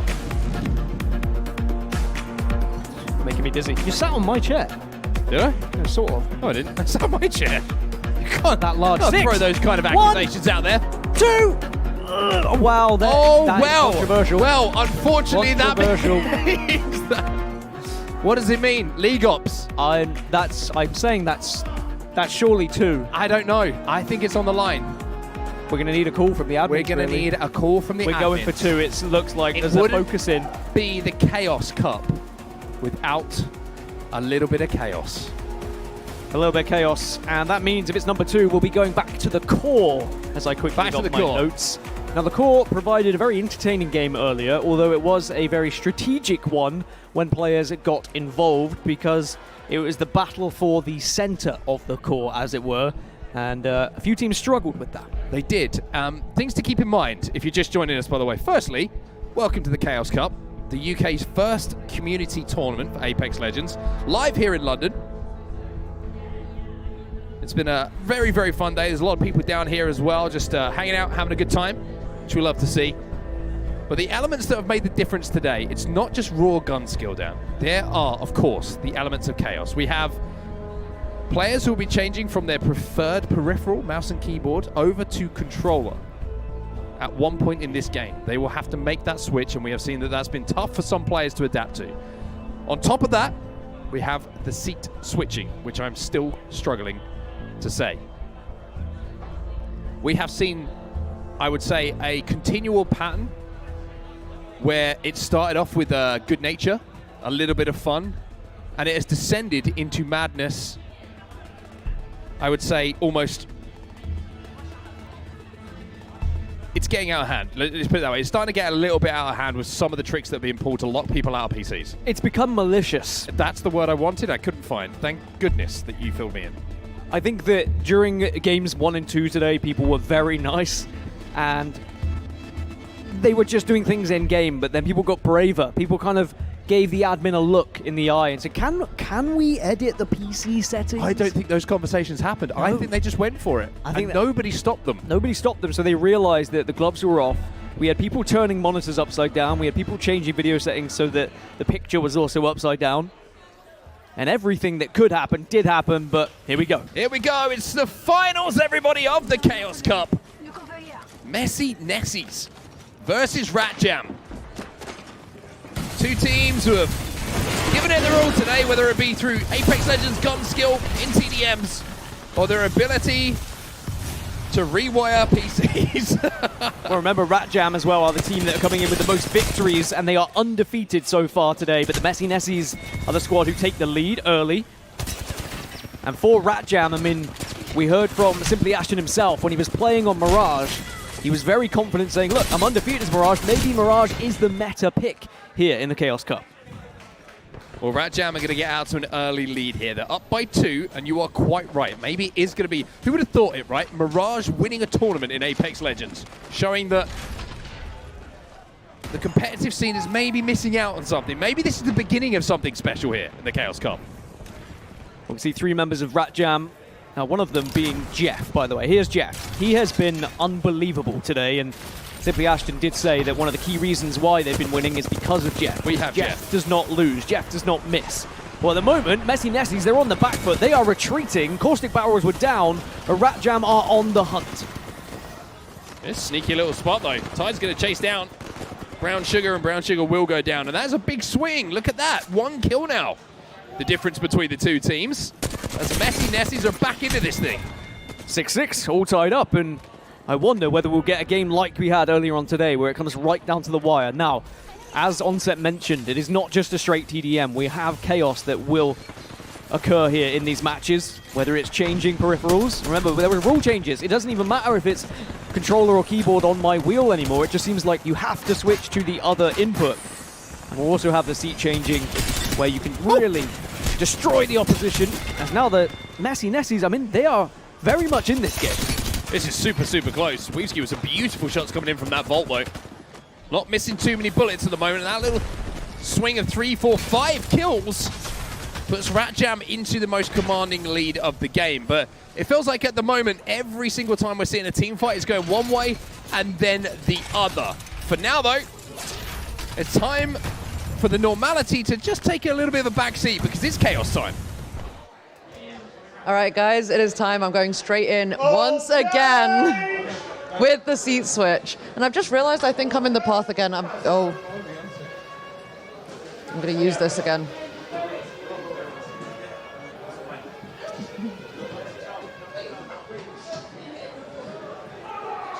Seats are switching. Players are, I would say, don't look like they're moving quite as quickly as I would like to, if I realised this was the final. Well, I said tournament. fatigue is coming into the equation now. It's true. It's getting late. Oh, look at this. Wait. The mouse was unplugged. Wait. Mouse is greater than mouse. But it was figured out very quickly. Mouse, though? Look, the meta game has been insane now, where everyone's just, it's trying to hack a PC at this point. It is. To even get into the game. I think there's a few things that like weird me out that wouldn't be massive like game-changing things. Just changing like the default font would freak me out. You see people changing the resolution there, trying to throw people off, change the hertz. The Rat King on display. How did somebody make that so quickly? It's very impressive, actually. Someone's like, wait, watch. They had it on a wait. USB and they loaded it in. It's true. Wait, that's malicious. Can't do that. Sideways monitor. I am seeing people, there's steam coming off some of these keyboards. Yeah, this has been the most intense one Change so back! far. By the way, I will say, when we had the chaos change that happened in games 1 and 2, we watched everything in-game. Slowly as it's developed, we watch everything out of game because we realize we get nothing in-game now because everyone has got too good at defending their PCs. And now it becomes the human antivirus. That's a trying to split screen. work out. Oh no. Oh, well, we have a problem. Wow, so you're on a massive resolution. We have a problem. You can only see a quarter of your screen, and it's upside down. Wait, we need to stay on this POV right now, because if you manage to do this in like a moment, like I'm going to be out I for would a say while. reasonable. You can see Oh right wow, now. this is clever. Immediately the flip is in. Flips in, but flip is in. do you get the resolution change now? Only a quarter of the screen is being seen. Now you have to wonder, how do you get this back? I'm going to be out for a while. It's a tough call to make. Hello. Someone avoided the camera very successfully there. We had some violent chaos that was not planned. Okay, I'm back in. Well, a few players now back into the game. So Rat Jam had the lead going into said chaos switch. Will the Messi Nessies be able to come out on top and find anything? Someone's checking the bottom of the keyboard. You never know. Well, like we said, everyone's got malicious at this point. The gloves came off at match 3 some point. If you had to pick one player to blame for that, Dan, who would it be? Probably Kadril. It would be Kadril. Definitely Kadril. That is the correct answer. All right, let's jump into a team listening now with Messi Nessies. They're down by 8. And more importantly, have they managed to get the settings back? Oh no. I have no idea. You're good. Take your time. Take your time. When you say they're gonna run out of cell. In front of me. Yeah. Guys, they're in the middle, yeah? I dropped a Devo. I genuinely don't know how to reconnect. Oh, Mara just won. Oh, damn. Ask for help. Can you guys I'm gonna wrap somewhere so they can't kill me. Right here. Careful. There's more there. There's a... Okay, no, they're fine. It's fine. This is where I saw them last. Where'd they go for this? Careful. Oh, how? I will say the Chaos is probably the most impactful piece of PC.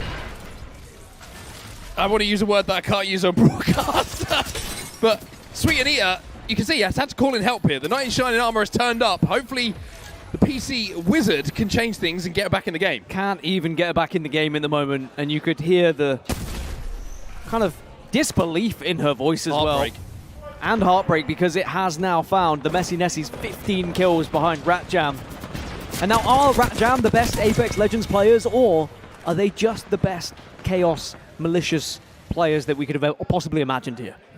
Well, I'd love to tell you right now that Sweet Anita is trying to put a strategy together by standing here and waiting for the chaos to ensue before she jumps back into the fight, but I think there still might be some elements of chaos ringing through the setup where she's not able to get back into the game in the way that she would have wanted to. But, like I said previously, when you start seeing the devotions, Dan, you know that someone is heating up and that we are getting into a part of the game where we might start to see some decisions being made. Sweet Anita will be taken down, but now look, she's back in the game. You can see in the player cam in the bottom right of your screen, it looks like she's able to play again. Well, it's simply Ashton that has the devotion and has arguably the game in his hands now. As the Mirage says, we have not lost. Maybe Mirage is the meta.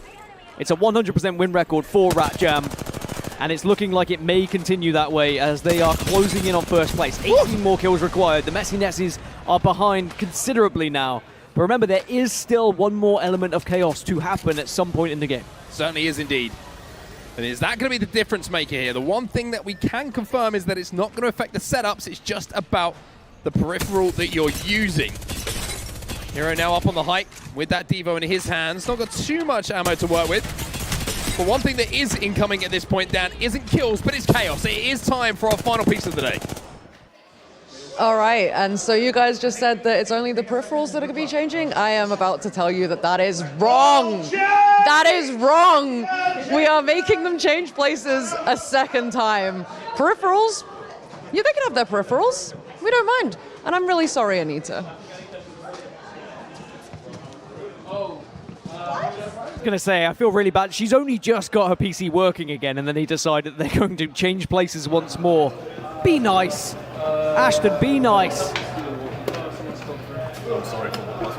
This is a master at work. I tell you what would be good though is if we follow. Oh, I was gonna say if we followed every step, and then we can be like, we work out how to undo it. You can see the differences. You've got Jeff, who's just kind of throwing away weapons, changing shields, and then you get Simply Ashton, who very much heads into the PC to change settings behind the scenes. We see another attempt at protecting the PC by unplugging the monitor. Very clever indeed. Anytime that you combine these situations is good. By the way, I realized that I was like, oh, I can help, and then I was the person who couldn't even support my GPU, which meant it was essentially just constantly on a downhill trajectory, and then blue screen, especially in the middle of broadcasts. Well, it was really, really good. That is the most time they're going to get. Quick. And was it a quicker change this time? Maybe people were just more efficient. I mean, you saw Simply Ashton. He sat down, changed a few things, then he sat back. So I think that's probably going to be enough. And poor Sweet Anita. Now it's another attempt at trying to get the PC working again. That is the ultimate zoom. Oh my goodness! That is pixel. That is. You can smell the pixels. Look at that. I would be calling for help immediately.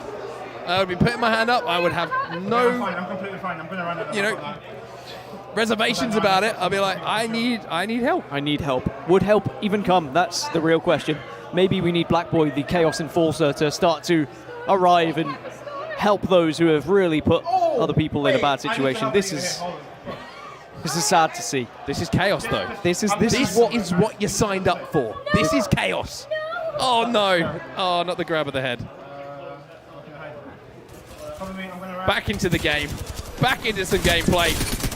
39 to 16 is where we find ourselves. And Ratjam, who are currently undefeated, are very, very close to winning this thing, Dan. By the time that Sweet Anita gets back into a computer, this game might be over. Ratjam 9 kills away. And they have been the best team so far today. Leading on kills, leading on damage, leading on breaking people's computers at this point. As you can see now, 8 more required. I mean, you said you needed miracles to happen earlier for Messi Nessies. Would need to see the most unbelievable comeback. I'll be honest with you, it's not going to happen. It's not going to happen. It's be real. 6 kills to go. Radjam been the best team here today in London, the UK's first ever Apex Legends community event, the Chaos Cup. And they're even giving us a show here. A little bit of dance moves coming in from Mirage, from Simply Ashton. He's feeling it. I mean, Ashton had a lot of confidence in the previous games where he played upside down at one point and now just emoting and not even getting involved with the kills. Now he's starting to move again. Now he's starting to groove again. He's on board with Brown Sugar at the moment.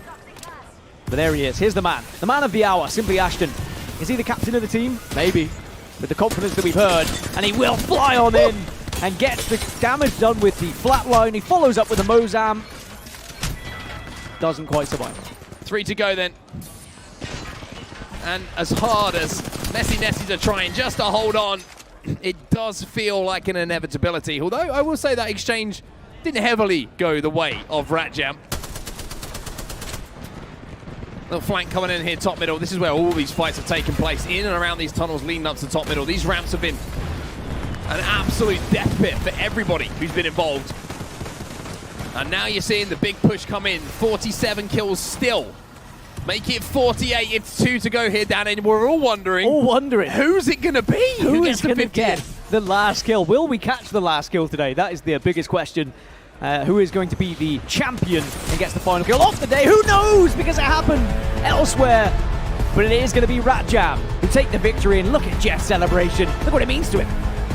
Radjam will be your champions of the first ever Chaos Cup. They love it. I love the attitude coming in from them. Born winners. And even a man in Simply Ashton who did it without being able to see a single thing on his screen. Incredible performance from them. Are they the best Apex players here? Maybe. Are they very good at locking people out of their PCs and making the game almost impossible to play? Definitely.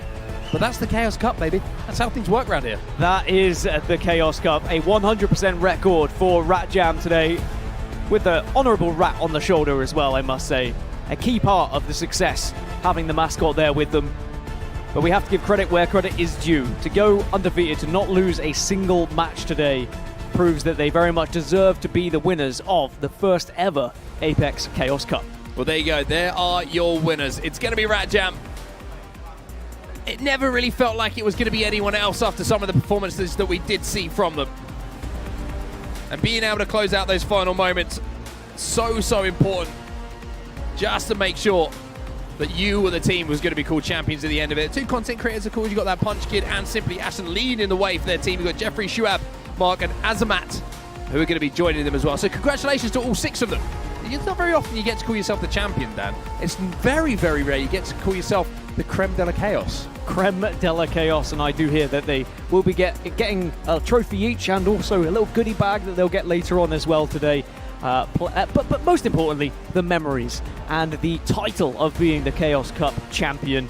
And I think that you've really got to look at how they were able to achieve that today. It started off with pure Apex action where they were able to dominate the competition purely through gunplay, but then they realized that there were other ways to beat their opposition into the ground, and that was through manipulating computers, that was through pure zooms. At one point, Sweet Anita could only see the search bar on her screen. That's quite something. It was very malicious, I will say. It was. I was going to say, today has been a lesson, I think, not just in Apex Legends, but also in cybersecurity for some of these players. And that's what Chaos does, right? Chaos does. It teaches us. Sometimes from the chaos comes the calm, right? And you learn a few things, and it's not just Apex Legends. It's also keeping your PC safe. Anyway, I think one thing that was impressive for me today was just, I think you go back to that first match. That was the standout for me, the 50-49.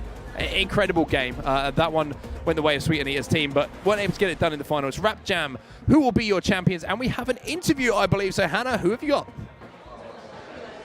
All right, hello, guys. I'm here with 2 of the winners. You've been so entertaining, my dear, through the whole tournament. So, how do you feel now that you have actually won it? So honestly, this is the biggest chaos I've been faced in the last round. So as you can see from the screen, like, it's gonna be the color is been like totally different now. So the only ways to overcome this situation are also barrier.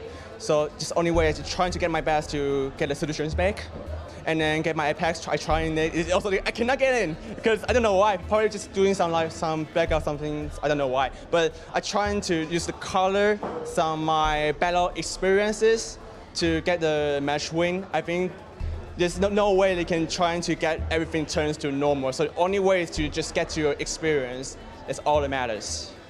Awesome. So I think, yeah, there was a lot of just dealing with what comes, dealing with what you find when you get back to your computer station. Yeah. So for you, my lovely, it's been amazing having you here. Obviously, you're one of the content creator captains of the winning team. So how has it been being here, being on broadcast and competing in the first ever Chaos Cup? Yeah, it's been fun. Thanks for inviting me. And yeah, it's my first time doing this kind of thing, so you know, a little bit nervous, but yeah, it's been fun. Appreciate everyone organising this whole thing, and hope to do something similar again. Awesome, and I have a very important question for you as well. Does the rat have a name? So far, it's just been called Mr. Rat. We've kind of just been going with that. Nice and memorable. Awesome, solid name, and an absolute gentleman. All right, it has been incredible, and I'm really happy that I'm also going to be able to give you guys your fabulous little trophy plaque prizes, which are going to be somewhere around me at some point. So for you two, my dears, if I grab the first one. I think the first one has to go to you, my lovely. You've been so brilliant. All right, thank you very much. And then we've got the second one for you, my dear. Awesome job. You can even hear people cheering from downstairs for you. For you, honestly, good job with Sweet Anita's computer. Yeah, just a little bit, but you are sorry. Okay, I don't know how much that will do in the situation, but I respect it. I hope she will forgive you, my love. And for you, my dear, congratulations. And if I keep going down the line, for you, my lovely, well done, proud of you. And then finally, well done. You did an awesome job, my dear. And congratulations, guys. You are the first ever Apex Legends Chaos Cup winners. Thank you. Well done.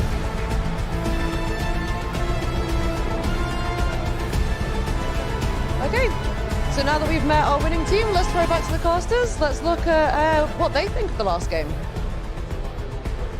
Amazing stuff, beautiful to see, isn't it? Always people getting their plaudits for a strong performance. Trophies being given out, they look like heavy things, I will say. They look some good quality trophies. A nice sturdy trophy is what they deserve after the performance that we've just seen as well. You did see that Simply Ashton, very sorry for his manipulation of the computer as well. I'm sure that he'll be apologizing to Sweet Anita, but ultimately they were the best team, all right? They played the tournament perfectly from the in-game aspect to the chaos aspect. They seem to have a game plan. I will say that also we had Cadril and Black Boy that very much played into the possibilities of what you can do with the chaos as well. I also want to say that it's not just the players who get a trophy, Dan. You actually get to take a trophy away as well. We have something very special for you. Congratulations, Dan. You get to take home your Wheel of Chaos. Yes. So you get to take this with you. It's heavier than I thought it was going to be. On the tube. On the tube. On the plane as well. Wherever you're going, whatever mode of transport. Thank you. I don't actually know if you're allowed to take that. We will find out. I'm not sure I can carry it, to be honest. Yeah, you got to take that with you. Anyway, it has been fun. I will say, Dan and I have had an amazing time here in London, being part of this. You know, it's fantastic, isn't it? Because we're so used to like the ultra hardcore, serious version of Apex Legends in the ALGS, but to be a part of the UK's first community tournament, I think it's been a really special moment. Yeah, it's an honour to be here. It's amazing to see this room's getting packed now with people from the community down to meet each other, to watch some Apex, and just to hang out and have some good vibes. So I can't wait to say hello to everyone, and you know, thanks for having me, and it was great to do it alongside you, Mark. Awesome stuff. Well, thank you, of course, to all of our content creators, the players who came down today, all the fans who are here as well, Hannah for being our host, as well as everybody who's been in production. It's been a blast. Thank you for watching the Chaos Cup. Come and join us. Wave us away. We'll see you soon. Thanks, everyone, for joining us.